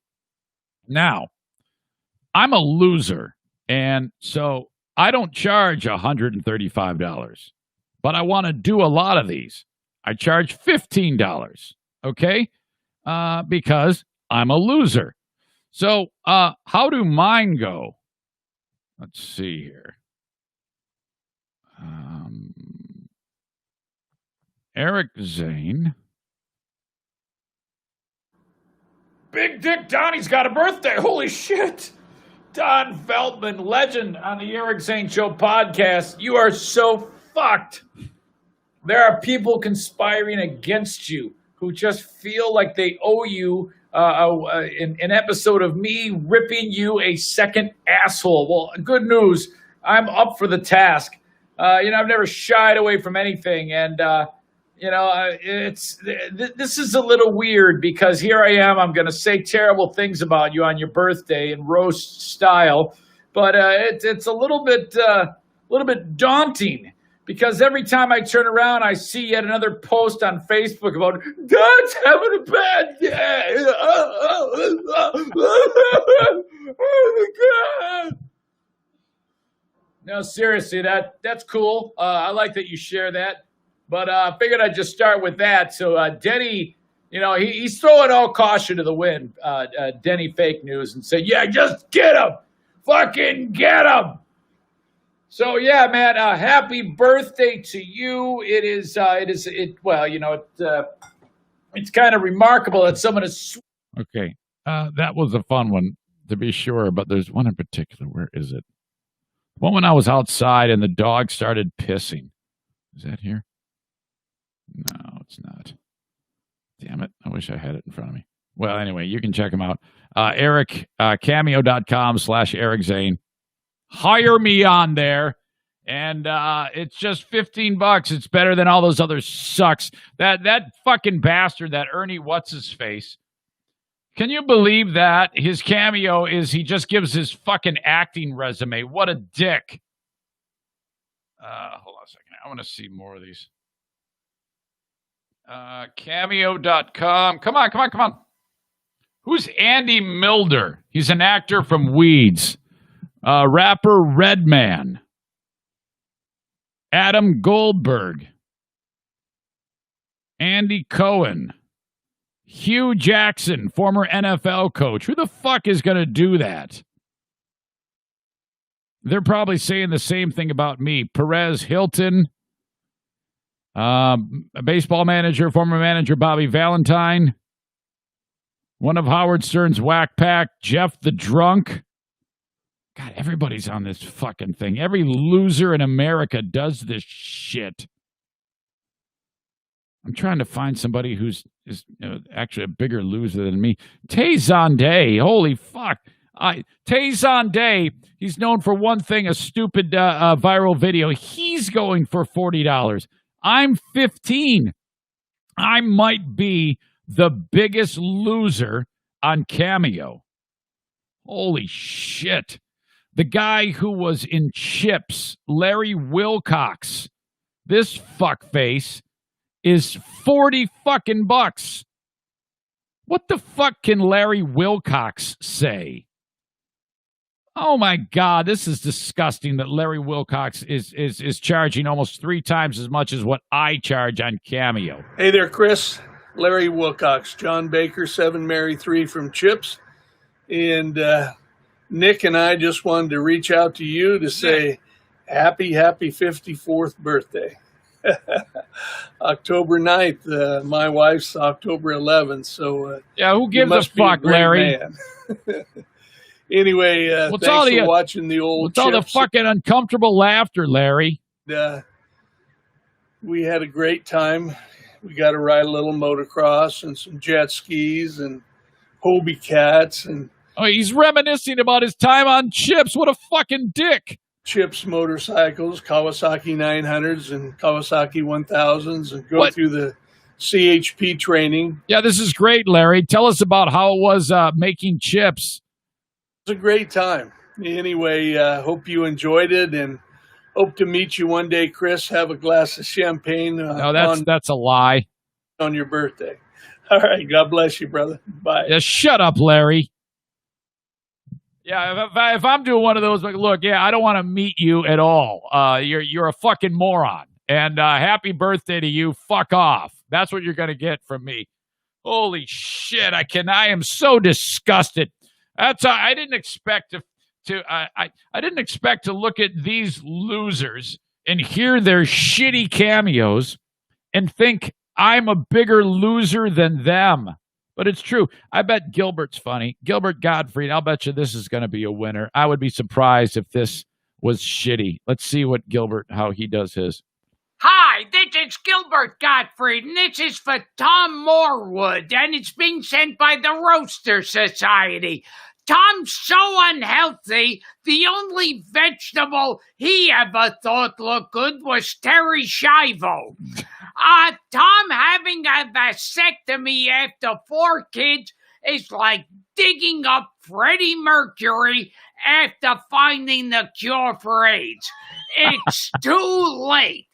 Email Buck Chanzano at email.com if you want the best jokes. That's it. I expected better. That old roast jokes aren't going to cut it. You're going to need to do better than that, Gilbert. Come on, man. By the way, Gilbert looks like shit. I think he's ill, or maybe he's training for a fucking triathlon. Hi, this is Gilbert Gottfried, and this is a message from Ricardo Mori. And Ricardo Mori says, today I wanted to talk to you about voting yes on Measure FF in November. Measure FF helps the city of Berkeley stay safe by improving. All right, well, Gilbert sucks. Barry Williams, that's Greg Brady. Chip Chipperson. Ben loves this character. By the way, I just heard from Ben. He is going to be at Paintball, at TC Paintball, on October 3rd. More about that in a second. Jim Norton's character, Chip Chipperson, Ben thinks this is the funniest thing on the fucking planet. Hey, Scott and Steve Green. Look, you fucking, your papers, your green screen. God damn it. Fuck, I was going to say like your name is Green, but there's a green. All right, hold on a minute. Scott, cut this part out. Let's do it over. 5, 4, 3. So, looks like Steve and Scott Green's got a screen on behind me. See, that's better, right? All right. Oh, you guys are twin brothers turning 50. Both of you turning 50 on September 21. He's a funny guy, not as funny as me. Much obliged. And a big sci-fi fan. Yeah, I've seen a UFO. I got fucking abducted when I was younger. Believe me, they were fucking. Take it. I just can't fucking take it. He's actually $69, of course, but that's a pretty fair price for a pretty big hitter like Chip Chipperson. There's no question. God, I'm just amazed at the amount of losers. Again, I am the king loser of this. There is no one cheaper than me. Yet I probably do one of these a month. Holy fuck. Cameo.com/Eric Zane. Let me roast your friends, for God's sake. All right. Van Dyke Mortgage, the Mario Flores Lakeshore team of Van Dyke Mortgage. Call up Mario at 231-332-6505. Anywhere in the good old U.S. of A. He wants to work his mortgage magic for you, whether it be the 10th time you've ever gotten a mortgage or the first time. He treats everybody the same. He's got a great staff of people. Now is a absolutely awesome time to buy a home. Please get the mortgage before you even start looking at the home. Okay, you don't want to get your hopes up, and then you go, hey, yeah, but I'm going to need this much. He's like, you can't get that much. Okay, call upon Mario 231-332-6505. My favorite thing about Mario is the involved the involvement with people who are really new to the game or just getting into their first mortgage. Some of these folks, their credit's in the fucking dumper, and they cannot get that mortgage. That does happen. Fortunately, or I should say fortunately, it doesn't just go, well, smell you later, see you around, you suck. No. He's like, but this is what you can do to improve your credit score. We can work together, and we can turn this around. Okay, 8 months later, you get a mortgage. It's not the best mortgage. It's a dumpster fire loan with a high interest rate. And then you're going to be like, oh, but that sucks. Yeah, I know it sucks, but it's still better than what you did have. And then after 1 year on this shitty loan, guess what? After your awesomeness and prompt payments and all on time, after a certain amount of time, then we get rid of that fucked up loan, and you're less of a risk. You get a better loan. And then you work your way through the process. It's just, it took you a long time to fuck it all up. It's going to take you a little time to get it back. Be patient. Trust this man. I trust him. You should too. 231-332-6505. Got a sign over my shoulder. It says Green Clean Technologies. What the hell is that? These guys clean data centers. Okay? Zaniac Will does just that. He goes into various banks, hospitals, any place that has rows of servers behind glass where some nerd there is freaking out trying to keep the room cool. He says, I'm here to clean the room. Nerd's going to be like, oh, thank God, man. I've been freaking out thinking that we haven't gotten this room cleaned in so long. You call upon Green Clean Technologies. Suggest this to your boss that you employ them, Green Clean Technologies. Call for an estimate, 989-560-7272. 989-560-7272. Online at greencleantechnologies.com if you need more information. They also sponsor the email, eric@ericzaneshow.com. Let's see here. Let me pre-read this.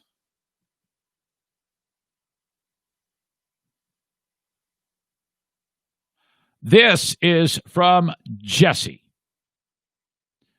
Jesse writes regarding the organ donation. Eric, I am proud of you for doing what you are doing with donating your kidney. Well, thank you. Donation saves lives and families. Organ donation hits close to home for me. My mother-in-law received a life-saving heart transplant back in 2014. As a pay it forward, my wife donated a portion of her liver to a coworker's 8-year-old daughter back in 2016. If you're interested, the local news did a story on it. It takes balls to do it, man, but I am glad you are able to save a life. Well, I have very little anxiety about this. I have very little reservations, and I give that to God. I feel very comforted, very confident, and at ease with this. So thank you very much for the very nice words. That is absolutely true. Look at that. It is a news story from back in the day. 8-year-old girl donor share story of life-saving operation. There it is. I'm fortunate that the podcast allows me to advocate for organ donation. Fuck, I wish someone would donate their tongue to me because I can't talk today. Organ donation. And ultimately, the more people that I can tell about this, the better. And I oftentimes am sometimes concerned about my story, and then people being like, well, you can't expect other people to do that. And I never do. I've never really gotten that vibe, but I'm I'm just sometimes worried that my approach talking about this is not appropriate, because I don't ever want to make it seem like I'm preachy or indulging in it in some particular way or fashion. My goal whenever I talk about the donation is A, it helps me, and B, it helps further the idea of this being a possibility through just my storytelling. And then if the notion strikes you, you would then explore that on your own. You know what I mean? It's kind of like it seeped into my brain in a particular way, and I'm trying to, and I'm hoping that something might resonate with you at some point, that you would then do your own exploring. You know what I mean? And that's kind of the way I approach it. I would never want to suggest that that you all have to do this. This is a very, very particular thing that happened to me in a very special way, and it is such an internal thing that it can never be someone trying to push you into that. So I don't want anybody to ever get that thought process about me. I just like telling the story, frankly. I like sharing things with you, is what I'm saying. All right. Where am I? I don't know. Okay. So I talked about how scientists have discovered something that neutralizes the virus that causes coronavirus. Now, as I say this, I'm a little got another email about this exact thing. The University of Pittsburgh is where this all came down. And I see an email that says, this is what happened the last time someone from the University of Pittsburgh made a major discovery for COVID in May.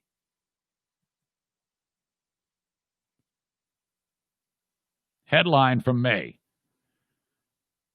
Researcher killed in apparent murder-suicide was close to making very significant findings related to COVID-19. Okay, so we already have a conspiracy that is kind of building about this. So before I tell you what they've discovered, just know that in May, from Pittsburgh, same place, a researcher wound up dead. A researcher killed in an apparent murder-suicide was close to making very significant findings related to the coronavirus, his department at the University of Pittsburgh said. 2 shootings that happened over the weekend appear to be a murder-suicide. May 2nd, police said 37-year-old Dr. Bing Liu was found dead in his home on Elm Court from apparent gunshot wound to his head, neck, and torso. They now believe his death is a homicide. So somebody killed the fucker. The guy who was going to make this breakthrough. Does anybody remember this? Fuck no. Research assistant at the University of Pittsburgh School of Medicine.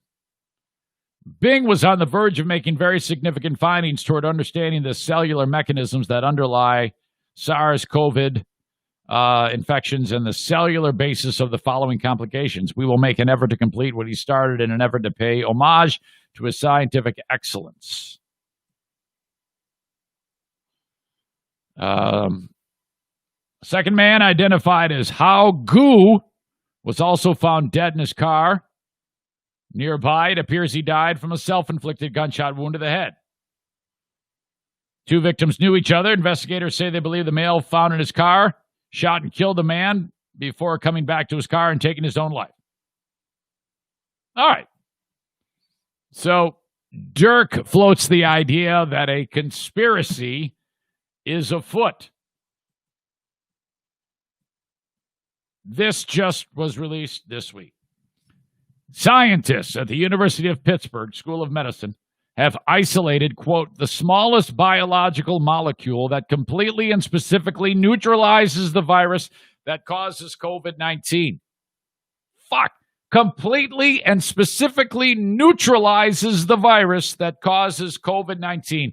This from the New York Post 2 days ago. According to the report, the antibody component is 10 times smaller than a full-size antibody. I'm already in the weeds in terms of the mechanism of this, and has been used to create the drug AB8. Shared in the report published by the researchers in the journal called Cell, C-E-L-L, on Monday. The drug is seen as a potential preventative against COVID. According to the report, the drug has been, quote, highly effective in preventing and treating infections in mice and hamsters during tests.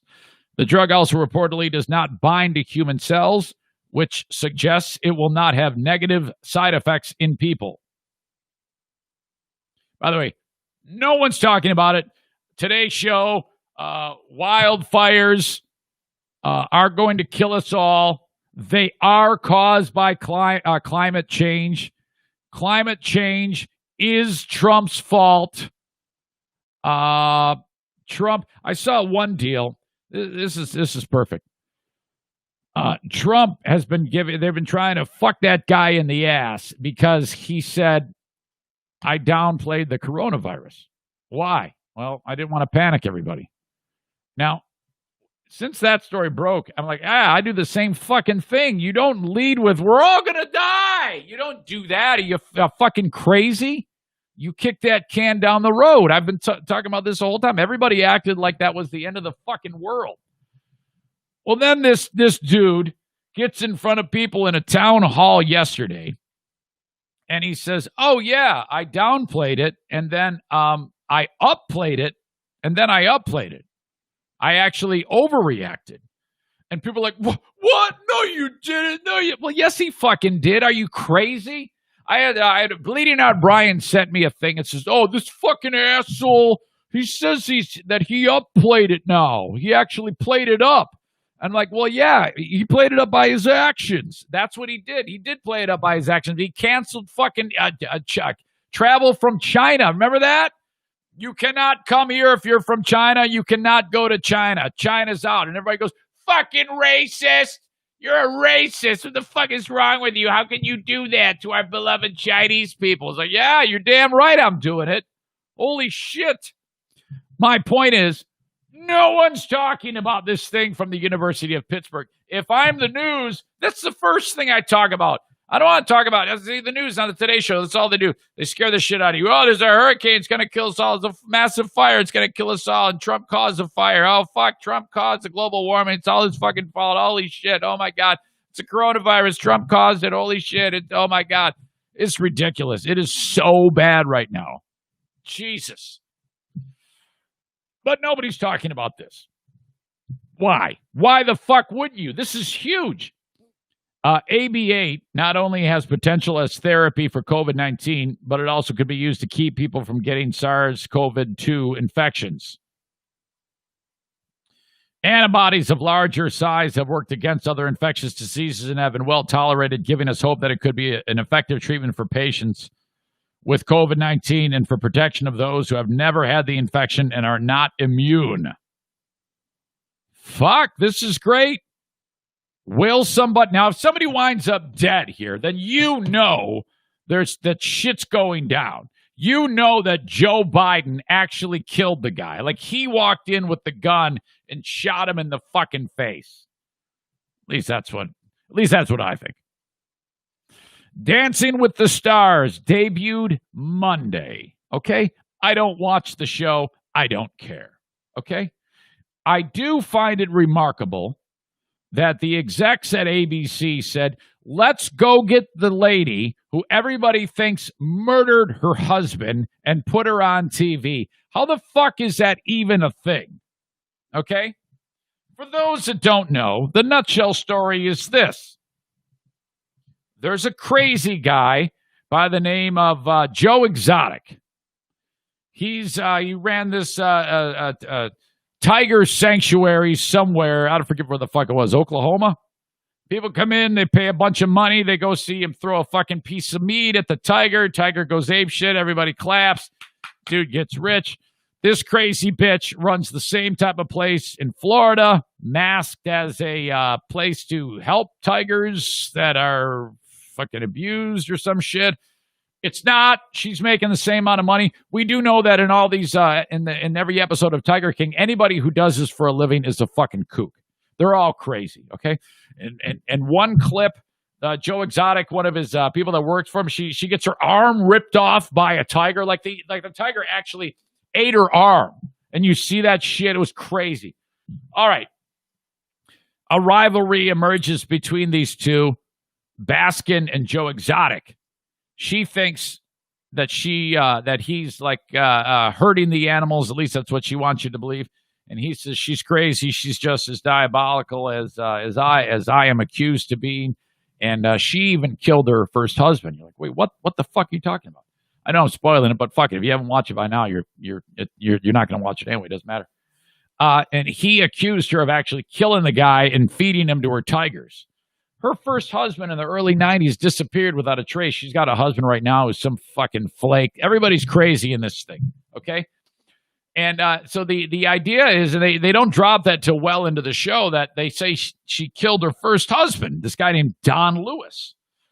And so this show on Netflix actually caused the authorities in Florida to reopen the case and re-examine things that hadn't been looked at before or waiting for tips. You know, sometimes you get a fresh set of eyes on something.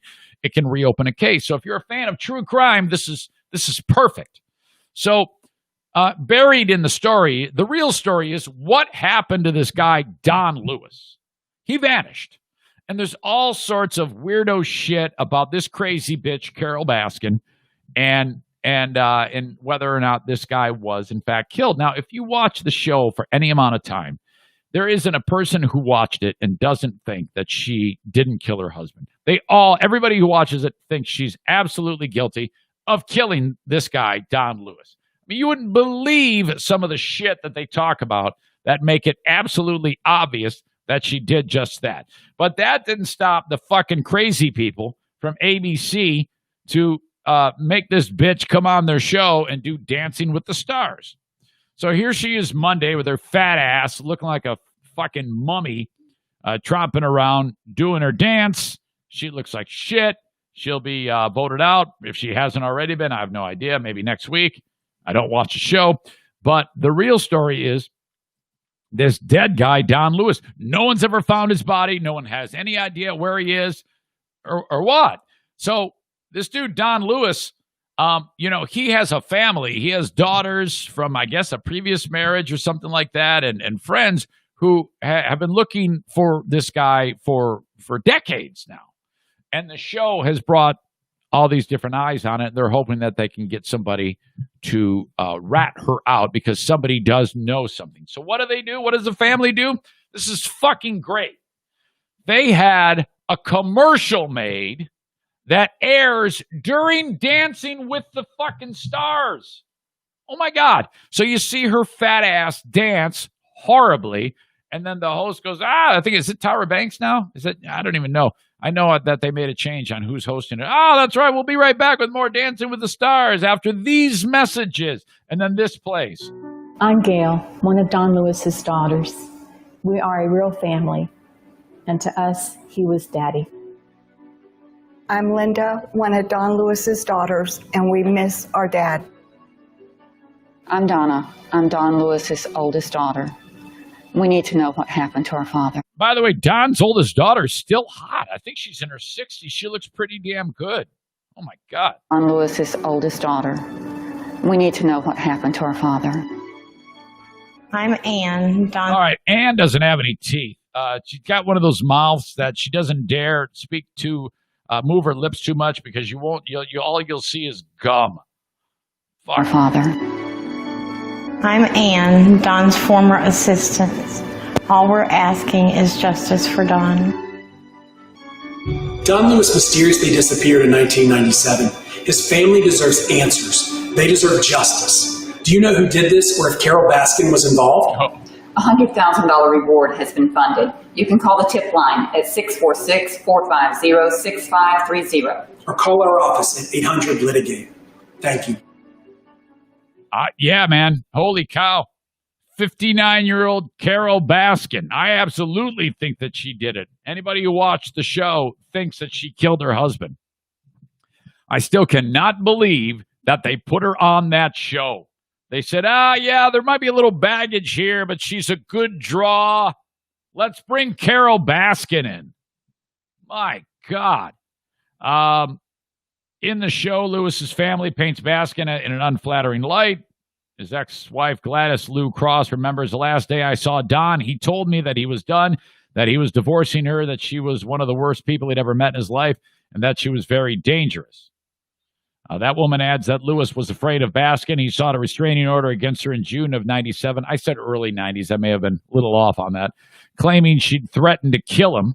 Lewis disappeared 2 months later. Baskin claims she thought he was on his way to Costa Rica and says she suspects he might have had Alzheimer's disease and had been confused about his whereabouts. He's never been found, obviously. But others, including Joe Exotic, believe that Baskin fed Lewis to the cats. The case inspired Joe's song, Here Kitty Kitty.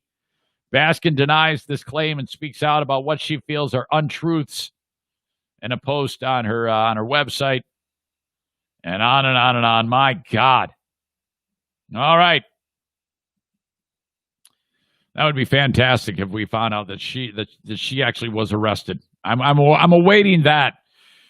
Hey, don't forget, don't be a stranger and don't be shy about A&E Heating and Cooling. Sorry about that. A&E Heating and Cooling when it comes to getting a new furnace installed for someone who deserves it. Nominate people. Send it along to me, Eric at ericzaneshow.com. Or if you're struggling, do reach out to me and just tell me your story. We are a handful of days from announcing who will be the recipient of the free high-efficiency furnace install from Joe Martinez, who one day just woke up and said, I want to do this. I want to give this away. I want to install it. I want to donate all the time to it, all of the materials, no questions asked, to someone who just needs something new. Okay? Sometimes just getting something new and knowing that people care about you is all it takes to get your feet moving, realizing there's a little bit of help out there in the world and people who care about you. That's the idea behind this, all right? A&E Heating and Cooling, thank you so much. Send those along to Eric at ericzaneshow.com. And if you need help with anything furnace, air conditioning related, we're talking furnace now. It's getting to be about that time. Call upon A&E Heating and Cooling. Start with a tune-up. That's the first thing you need to do. That'll take about an hour of Joe's time.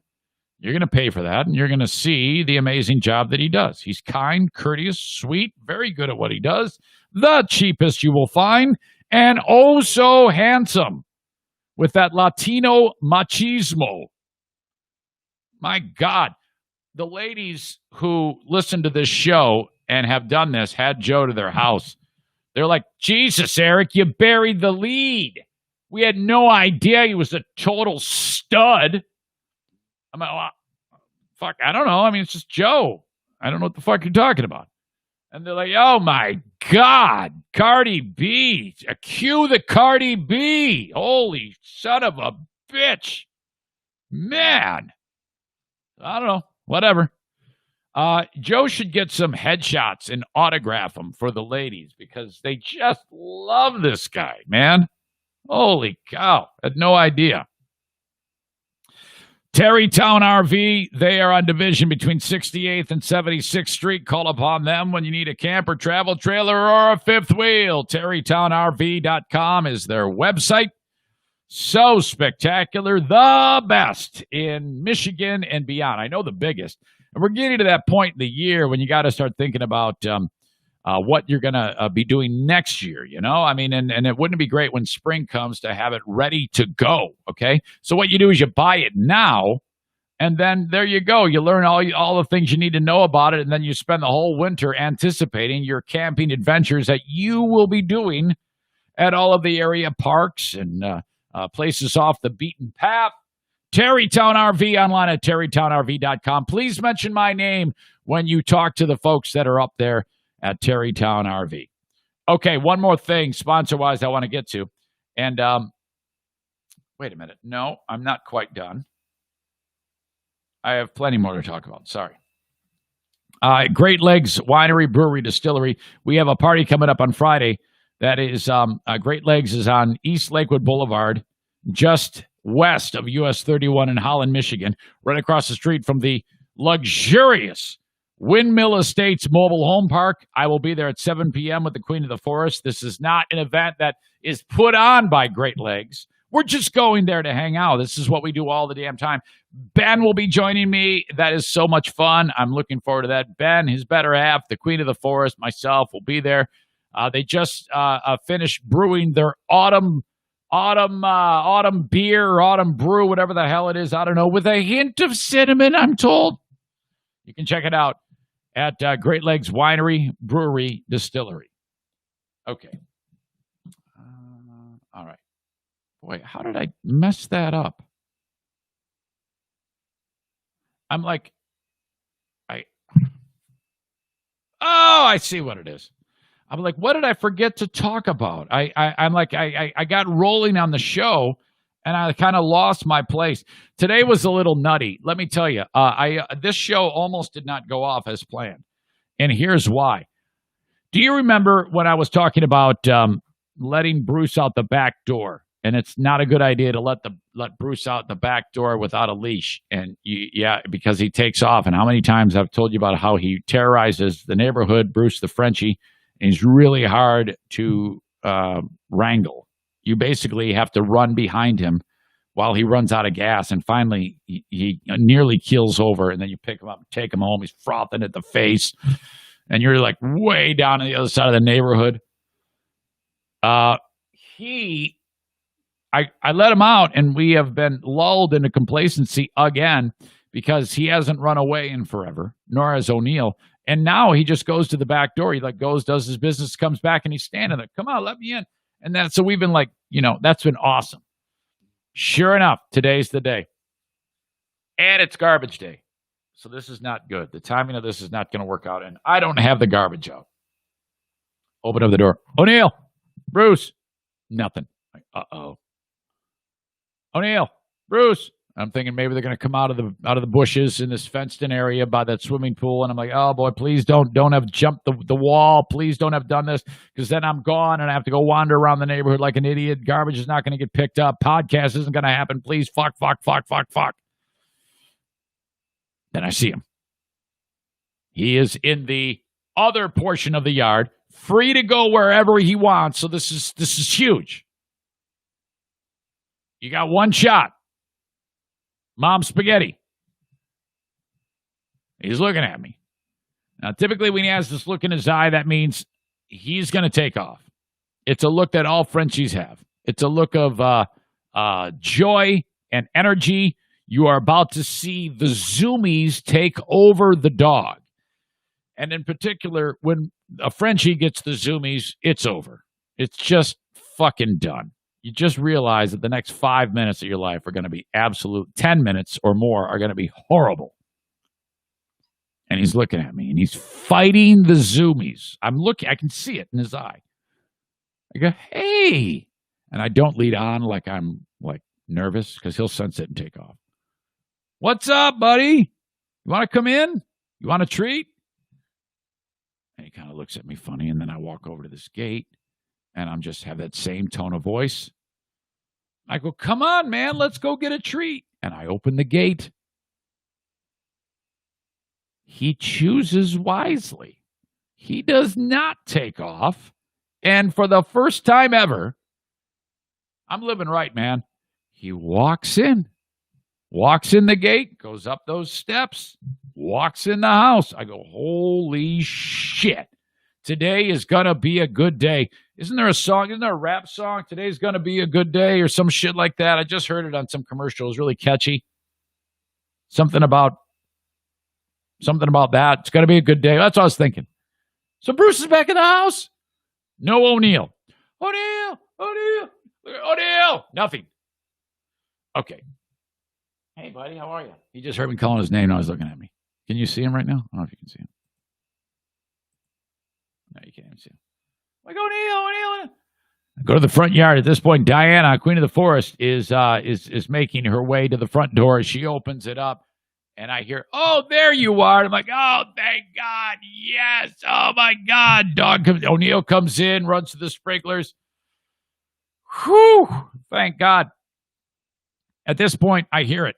I hear the rumble of the truck. It's the dude from the trash pickup place. Now, I don't know there's 3 bins. You got recycle, you got garbage, you got yard waste. Each guy's a different truck. And the first dude coming, I don't know what truck it is, but I don't yet see the truck, but I can hear it. It's in the neighborhood. I grab the recycle.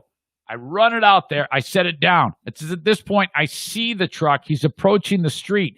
Now, he only would see the recycle bin.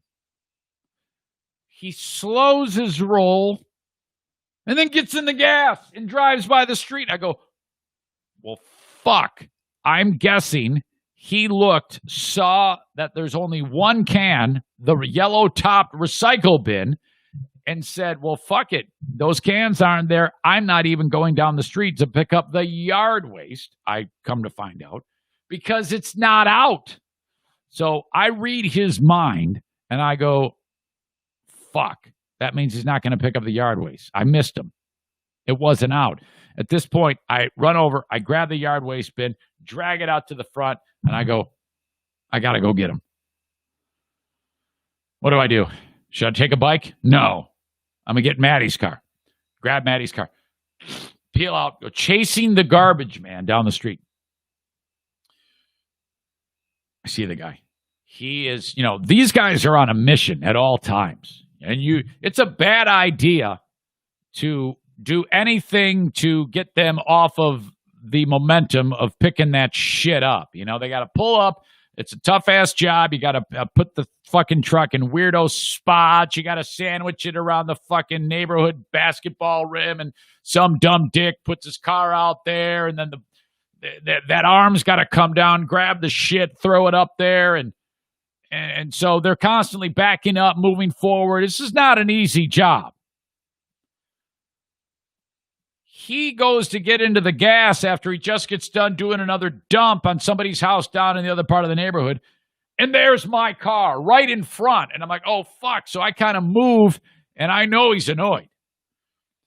And I pull up, and I look at him, and he's kind of trying to ignore me, hoping I don't want to get his attention. But he side-eyes me, and he sees me like, hi, how are you? What's going on? How you doing? I need your attention. Roll down your fucking window.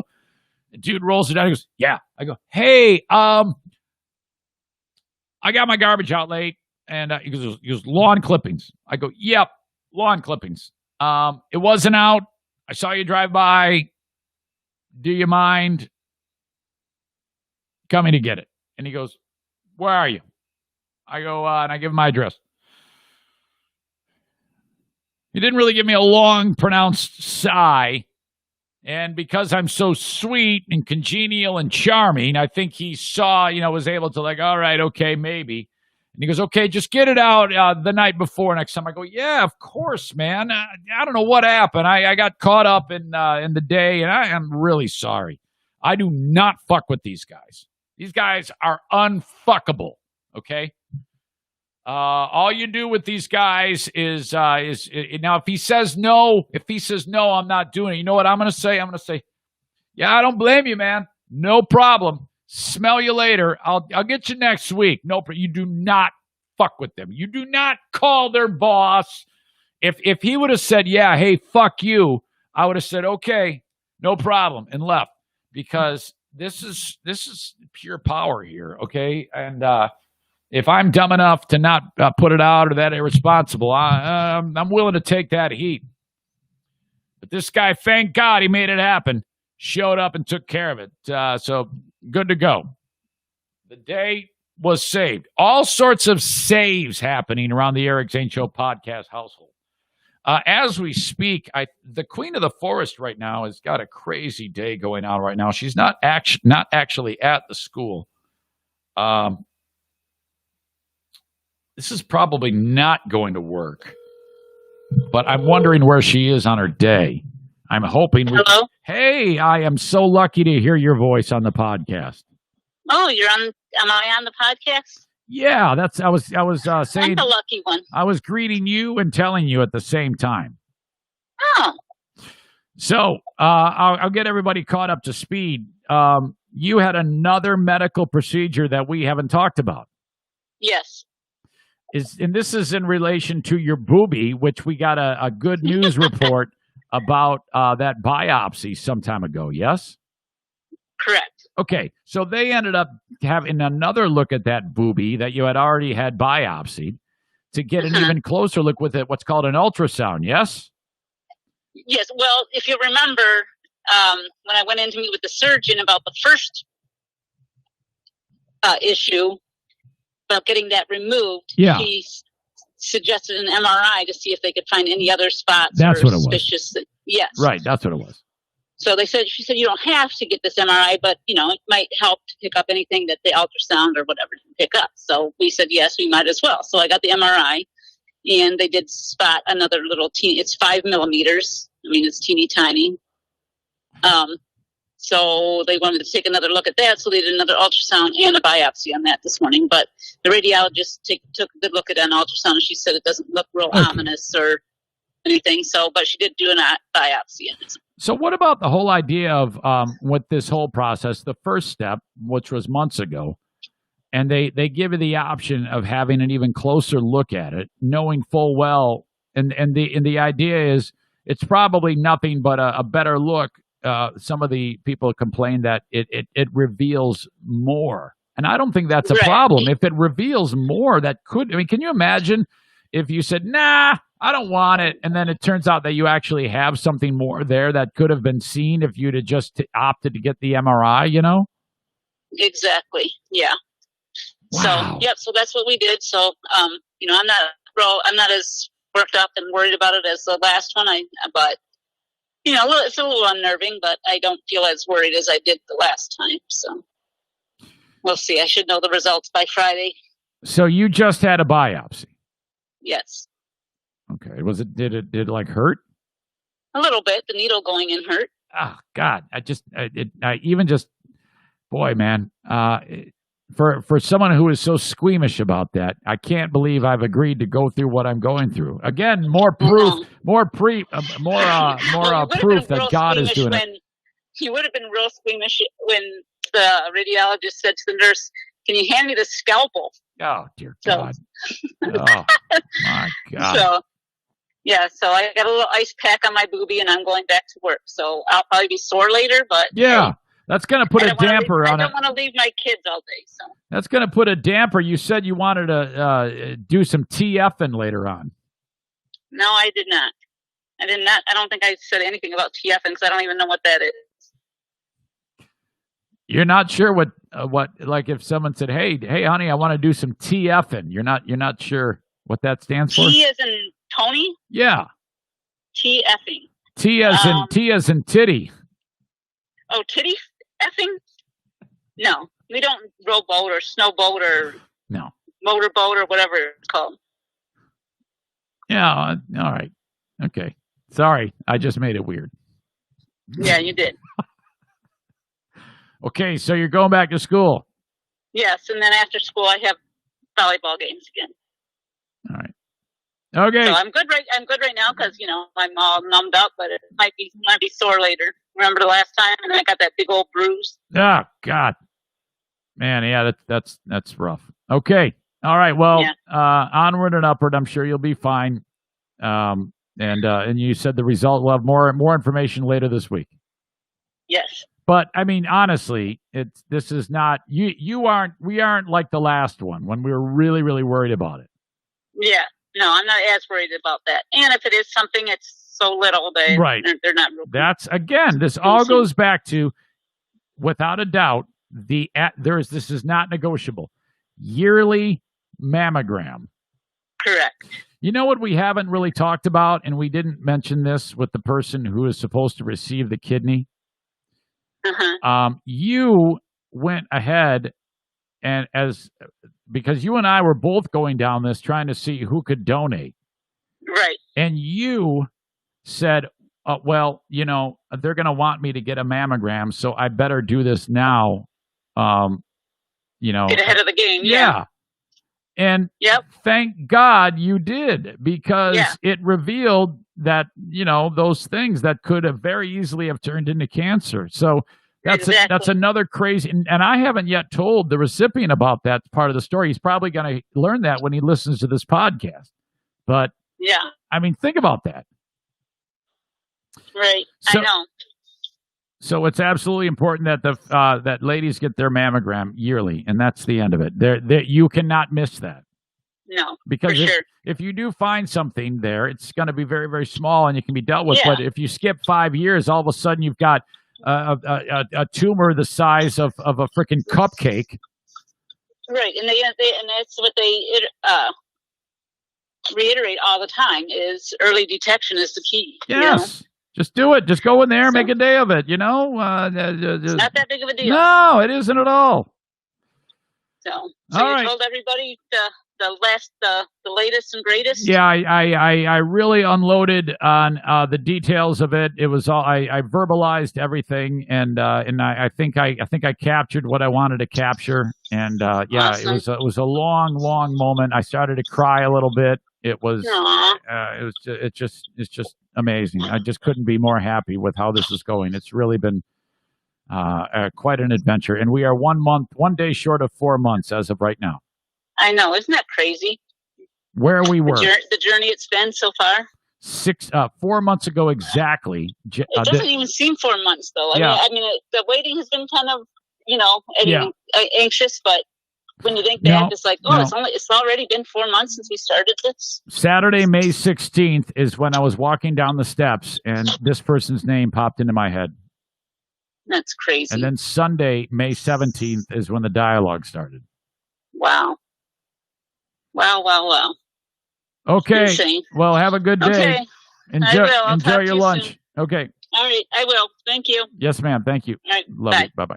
Love you too. Bye. See you. Queen of the Forest normally can't be with us because of the school day schedule, but Queen of the Forest, her appearance on the podcast brought to you by Baldwin Ace Hardware, the beacon of DIY awesomeness in the Northland. Okay. I started to talk about this yesterday, the celestial excitement, and because of Daisy being weird, you know she's not in here today because I don't want to repeat performance. It kind of got off the rails, so I skipped it and kicked the can down the road. Then I said I'm going to do it on the Patreon. Didn't do it on the Patreon.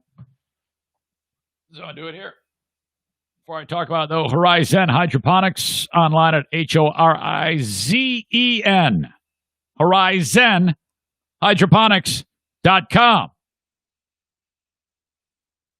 Over 2 decades ago, when they started their business offering people all the necessary tools to appropriately cultivate and grow your garden, indoors or outdoors, you had the man keeping a wary eye on them, thinking that they were up to no good.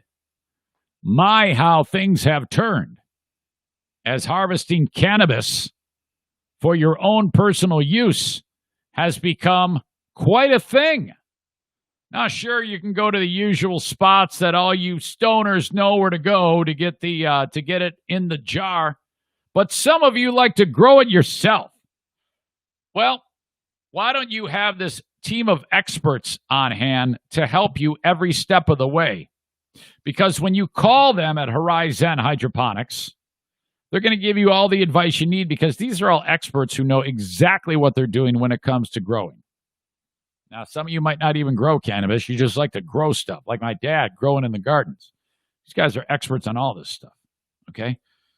HorizonHydroponics.com. They're in West Michigan with 4 brick-and-mortar stores on Alpine in Grand Rapids, the Growers Outlet in Byron Center, Michigan, Kalamazoo, and Lansing. And that's cool because you're going to make some friends with those people when you go to those stores, or you can shop online anywhere in the world. All right? But you can still utilize that terrific service by calling the number on their website and say, what's the difference between this one and this one? When do I do this? What about this? Okay, yeah, but you want me to buy that? Okay, click, click, click. You look online, you buy that at horizonhydroponics.com. Buy it right there. Orders $250 and more. The shipping is free. They even do curbside still. Is anybody still doing curbside? Yeah, they're still doing curbside if you want, if you're that worried about it. I'm over it myself. And when you're checking out, use the code Zane Show. It'll save you 10%. All right? And happy harvest from Horizon Hydroponics. I've got some news about our paintball event on October 3rd at 4 p.m. That's a Saturday. TC Paintball, Eric Zane Show podcast, Paintball War number 10. Oh my God, we killed Kenny. I've just added another celebrity player. Ben Glaze will be playing paintball. I got the note right here from Ben himself. Ben Glaze will be, first of all, enjoying the pizza party. Pizza from BC Jesus, I almost said BC Paintball. What an asshole. BC Pizza in Grand Rapids, online at BC Pizza GR. Order the pizza from them. Used to be Franco's, but those fuckers went belly up. I love them and miss them, but good luck to you. It's BC Pizza now. BC Pizza GR. So Ben, me, us, Rick, his dogs, Barley and Basil, all of you, Kenny from Nashville, his kids. My God. The usual suspects who've played before, Tyler, Kevin, Dale, and his 800 family members. My God. Bleeding Heart Brian, that pain in the ass, is going to come in from Southeast Michigan and try to convince us to vote for Biden. We're going to shoot the fuck out of him for that nonsense. List goes on and on of celebrity people who are going to be here. Ben being the tip top of that. Oh, by the way, I'm burying another thing that I just remembered. Lurch, the producer of The Huge Show, is also going to be there. Holy cow. Also known as Superfly Hayes. So we've got a who's who of butt fuckery for Paintball War number 10. Oh my God, we killed Kenny. 4 p.m. October 3rd. You must give me a heads up. I need a head count. You can either go to my events section of the Facebook page and click that you're going, and you just pay when you get there, by the way. Or just send me an email, eric@ericzaneshow.com, so I can get an idea of how many. Fuck! Walgrave is coming down from Kalkaska again. People are coming from Nashville, Tennessee, Detroit, Kalkaska. Oh, my God. You do not want to miss this Saturday outdoor event. It's going to be great. I got one more sponsor to talk about, but I want to check out the email. Oh, my God. Bleeding Heart Brian will not stop sending me shit. Fuck. He's really, really pushing hard. Fuck. He's leaning on me with all this blue state bullshit. Ah, God. Oh, man. Bleeding Heart Brian has got to get laid. He has to get laid soon. In fact, let me send a text. Hey, Siri, text Brian Post. What do you want to say? Holy fuck, period. You need to get laid, comma, quickly, period. You are entirely wound up and need some sweet pie, period. Be nice to your significant other, Mrs. Bleeding Heart Brian, and maybe she will give you some leg meat butter, period. Love, comma, your pal Eric, period.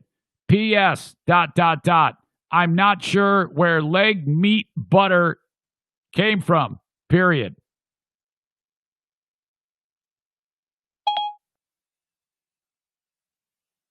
Your message to Brian Post says, holy fuck. You need to get laid quickly. You are entirely wound up and need some sweet pie. Be nice to your significant other, Mrs. Bleeding Heart Brian, and maybe she will give you some leg meat butter. Love. Your pal Eric. P.S. I'm not sure where leg meat butter came from. Ready to send it? Yes. Okay, it's sent. Series text of the day brought to you by soon-to-be-named sponsor. If you would like to sponsor series text of the day, reach out to me, Eric at ericzaneshow.com, and I will give you some payment options. There you go.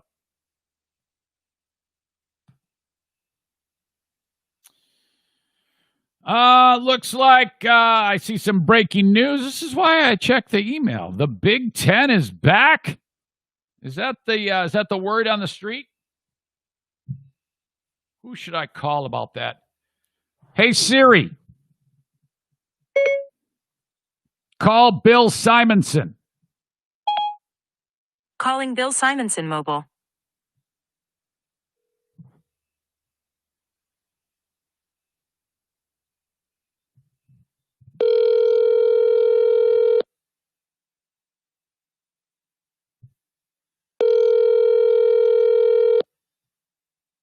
Come on, man.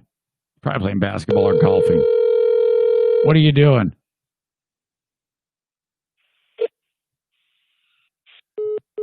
What the fuck? What did you do? Hold on a second. Hey, Siri. Read text from Fuckface Nick. Fuckface Nick said Bleeding Heart Brian is desperate to get votes for creepy Uncle Joe. Would you like to reply? No. Okay. Hey, Siri. Call Bill Simonson. Calling Bill Simonson mobile. It sounded like he picked it up and then hung it up. Did you hear that? I don't think he caught that.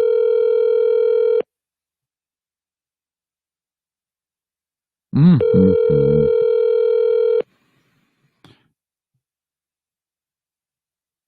Come on, Billy, want to talk football? We're all behind our football team.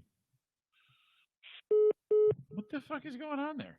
I don't know. It seems like it picks up and then it hangs up on me.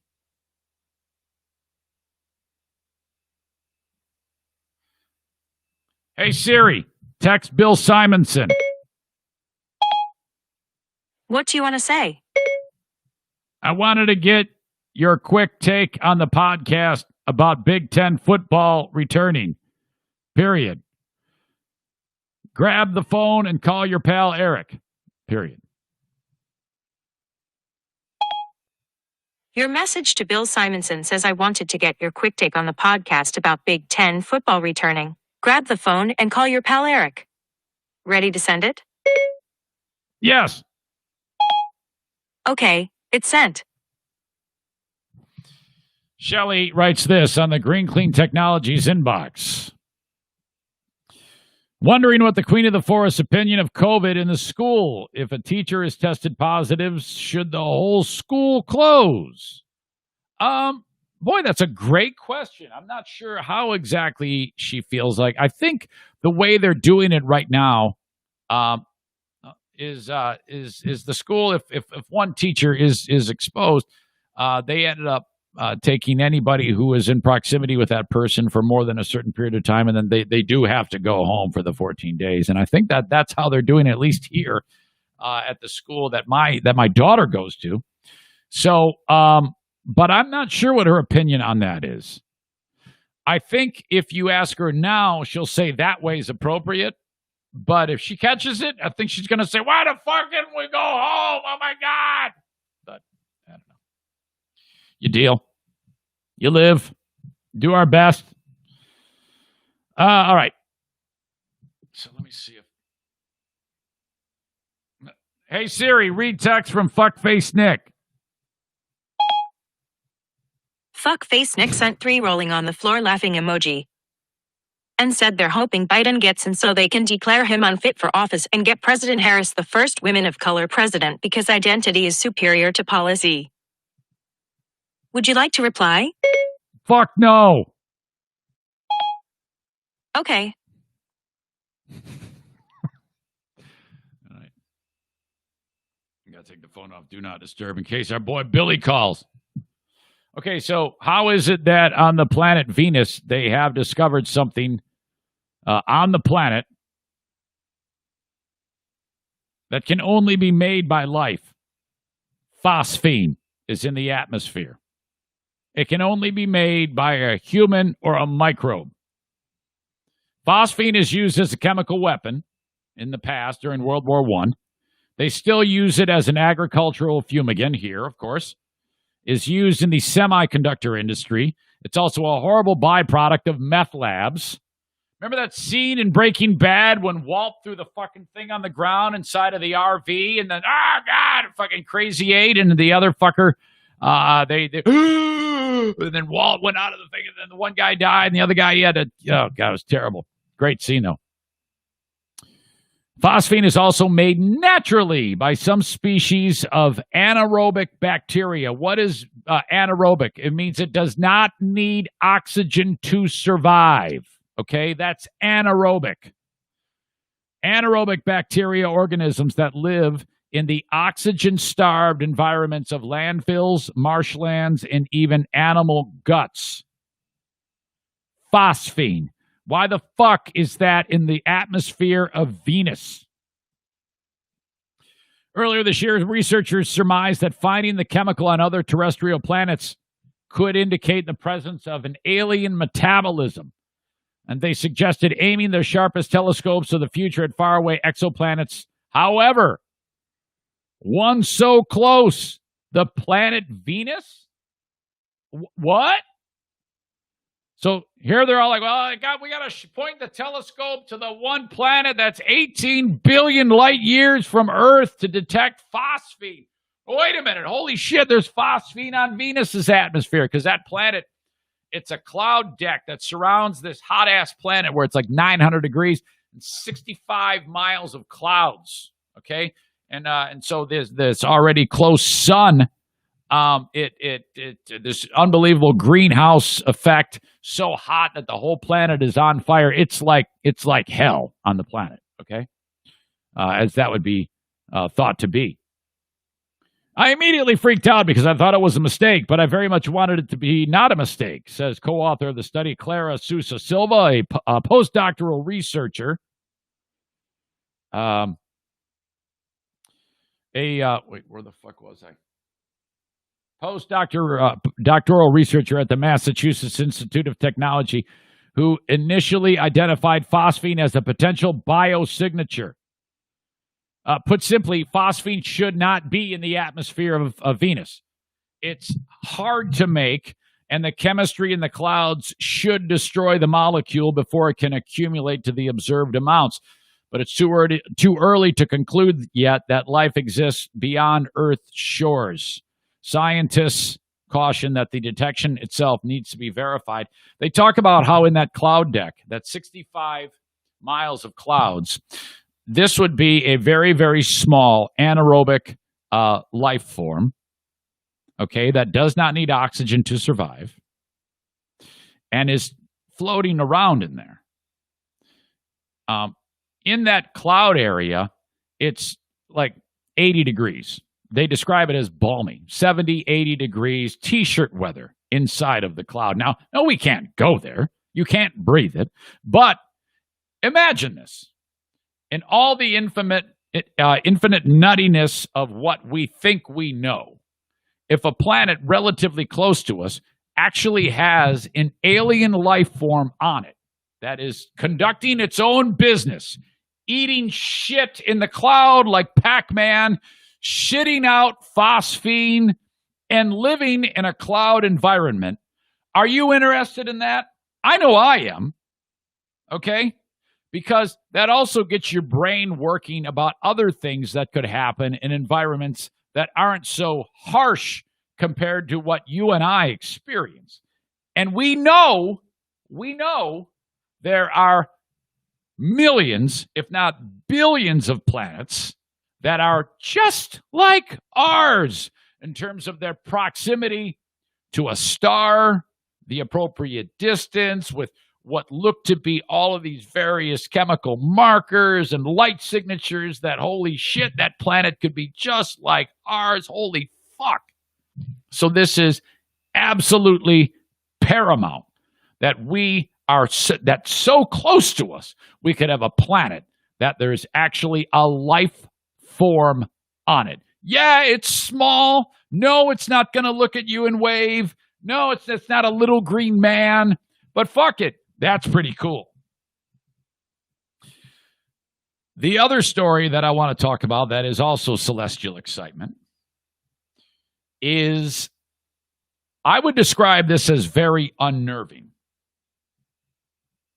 The 2003 TikTok video, boy, I'm fucking this up, where, is it TikTok? No, TikTok is the social media. TikTok is the mint. So I was right the first time.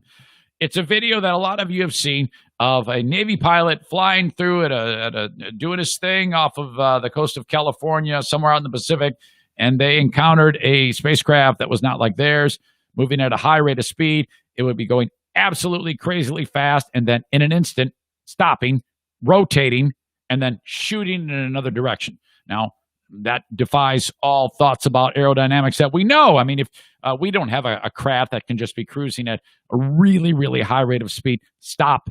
I mean, can you imagine the inside of that craft if you're traveling at, 3,000 miles an hour, and you suddenly stop with stopping time of like 1 second over a period of hardly any distance. You go from going that fast to stopping. The inside of that, all the guys inside of it would be smashed up to one side and made into jelly because of the inertia when they hit the inside of it. Okay,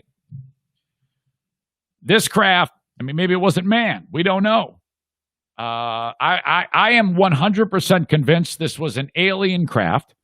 If it wasn't, it's something that we aren't aware of, and it's made by somebody smarter than us here on this planet. Or, I've said many times, I believe aliens are amongst us. I believe aliens exist. I believe that this was an alien craft. But who knows? Maybe this was the Russians. But this was definitely a technology that we don't know. We don't have. Okay, so that video, and you can see it. These guys shot the video, and then it was like, hush, hush, hush, hush, hush, hush, holy fuck. And then slowly over time, this video got a little traction. It was leaked. Oh my God, this is incredible. Then the government actually, this was huge. The government actually acknowledged it, released it, and said, we don't know what it is. Well, your guess is as good as ours. Very famous video. I'll link it up. Well, the pilot, that is Commander Dave Fravor, who you hear on the video going, whoa, holy shit, look at that thing. Here he is in this badass fighter jet, and he's trying to follow this thing. He's having difficulty because it's going all over the place, and then they're like looking around like fucking Luke Skywalker. Oh, the fuck, where is it? Holy shit. And then they see it, they get a visual on it. They try to run the radar on it. This just came out. Whatever this was, it committed an act of war. I said 2003. It was 2004. Because whatever was there jammed the radar. This just came out. A former U.S. Navy fighter pilot spoke this month about what he says was that encounter, the tic-tac-shaped UFO. Thought to be the flying object. It committed an act of war. Retired Commander Dave Fravor recalled the strange encounter off San Diego 16 years ago. He did a podcast with MIT research scientist Lex Fridman. Fravor says, in that moment, and I've actually talked about this before, but it's worth repeating, he was dispatched to investigate radar anomalies and later described what he saw as, quote, like nothing I've ever seen. Now, in the video, it's all black and white because it's taken from that weirdo cam and there's odd filters on it, but you see a cloud deck and this thing that looks fake. It's this white object that they describe as the Tic Tac. And you see the crosshairs, like in case he wanted to shoot the fucker, he just fucking fires some missiles at the guy. He's like lined up in it, you know, he could blast him out of the sky, I guess, or at least maybe not. And then it's just screaming above the cloud deck. And he's doing his best to keep up with it. Now, this is a high-end military fighter jet, and he's struggling to. I mean, he's got the full fucking throttle on the thing, and he can't do anything that this thing is doing in its maneuverability. He described it as the ability to turn on a dime and make itself invisible to radar. He was followed by other pilots who managed to catch it all on video. The clips were leaked in 2017, and we've talked about this before. In fact, Ben and I used to talk about this all the time, that fucking whiny singer from Blink-182, Tom DeLonge, who, thank God, stopped making music because he sucks so much dick at it. He started this To the Stars Academy, and so he's instrumental in this whole thing. And then it was formally declassified, as I indicated, this year by the Pentagon. Quote from Pilot Fravor. This is not like we saw it and it was gone. Or, quote, I saw lights in the sky and it's gone. We watched this on a crystal clear day with 4 trained observers. He tried to get close to it, but as he did so, it accelerated so quickly, it was gone in half a second. I remember telling my in the back seat, it's his co-pilot. You know, it's probably the guy who's got the guns on this thing. I don't know about you, but I'm pretty weirded out, Fravor said, according to the interview. Once he landed, Fravor mentioned the object to another pilot named Chad Underwood. Underwood found the UFO, aimed his radar at it, and it was jammed. He's telling the radar, stare down the line of sight, whatever is there, I want you to grab it and build a trace file on it, which will tell you where it is, how fast it is, and the direction that it is going, Fravor told Friedman, according to the TV report. The radar is smart enough that when the signal comes back, if it's been messed with, it will tell you. It will give you indications that it's being jammed. It's being jammed into about every mode you can see. You can tell it's being jammed, he said. When you actively jam another platform, that's technically an act of war, Fravor said. Fravor told Friedman, one of the most credible witnesses, or Fravor told Friedman, called Fravor, quote, one of the most credible witnesses in the history of UFO research. Holy shit. My God. This whole thing is, this is another story that I whenever I talk about it, I'm like, more people, this should be a bigger thing. Just like scientists discovering antibody that neutralizes virus that causes coronavirus should be a bigger thing. This should be bigger. This is beyond crazy people in their mobile homes in the middle of the high desert saying that they saw something at the fucking Roy Rogers Cafe at exit 45 along the interstate. This is much, much more involved than that.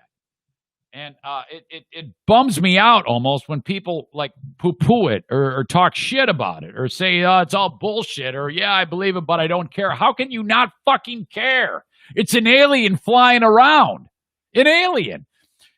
If an alien landed in Times Square today, brought his disc ship, and he got out, big giant head, 7 feet tall, can barely speak. You think it's fucking Kevin and Mesquite? And then the clip of the day. You realize, hey, what's happening? That it's not Kevin and it's actually an alien. Holy fuck! No one's gonna give a shit about the election. No one's going to care about coronavirus. No one's getting Black Lives Matter. Fuck you. Alien lives matter. This is all we're worried about. It'll be the biggest thing in the world. But it seems like the only way anybody's going to care is if these things actually land and go, hey, how you doing? Let's have a party. Oh, my God. Come on, people. This is big. This is a huge deal. Send your questions, comments, concerns about the Eric Zane Show podcast. Try to cancel me, too. Eric@ericzaneshow.com. I would love you to reach out to my sponsors if you don't like the show and tell them how you feel so they can tell you to go fuck yourself. I appreciate any type of feedback you give. Reach out to me, Eric@ericzaneshow.com. But that's going to do it for today. I am pretty damn sure. Hold on.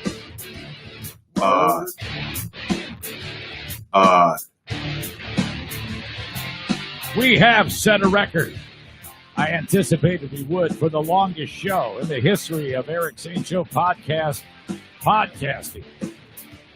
I believe this is show number 428 on the free podcast. And I'm clocking in at just over 2 hours and 45 minutes. We're going to add more to that with the Patreon. If you want to really support the show, subscribe to my Patreon bonus podcast. It keeps the lights on. And now you can sign up for a whole fucking year and save 10%. Buy it at 1 year, and you'll save that. You just click on the right spot, patreon.com/Eric Zane. So what was $120 for a year of Tier 2 is now $108. Yeah. What was $60 for a year of Tier 1 is now $54. I did all that math in my head. Okay, folks, have a great rest of your day. I'll talk to you down the road. Thanks for enjoying the Eric Zane Show podcast. We'll talk to you next time right here. Bye-bye.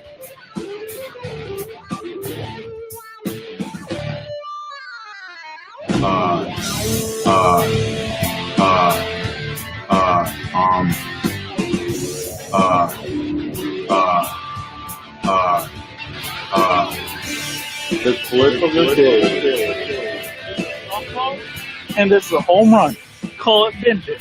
Nice boobs, Tyler. We're getting... Let's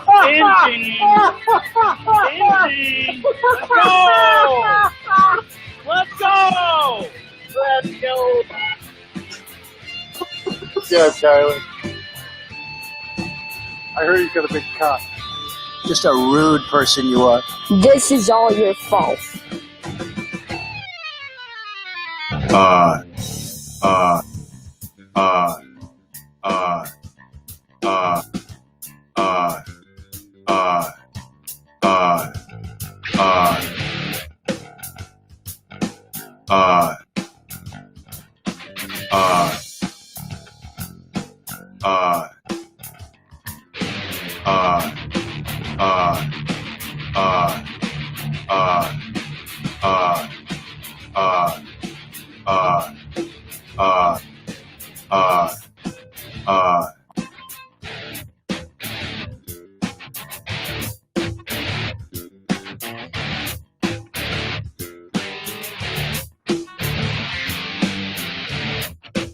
You need to back the fuck away from me, lady.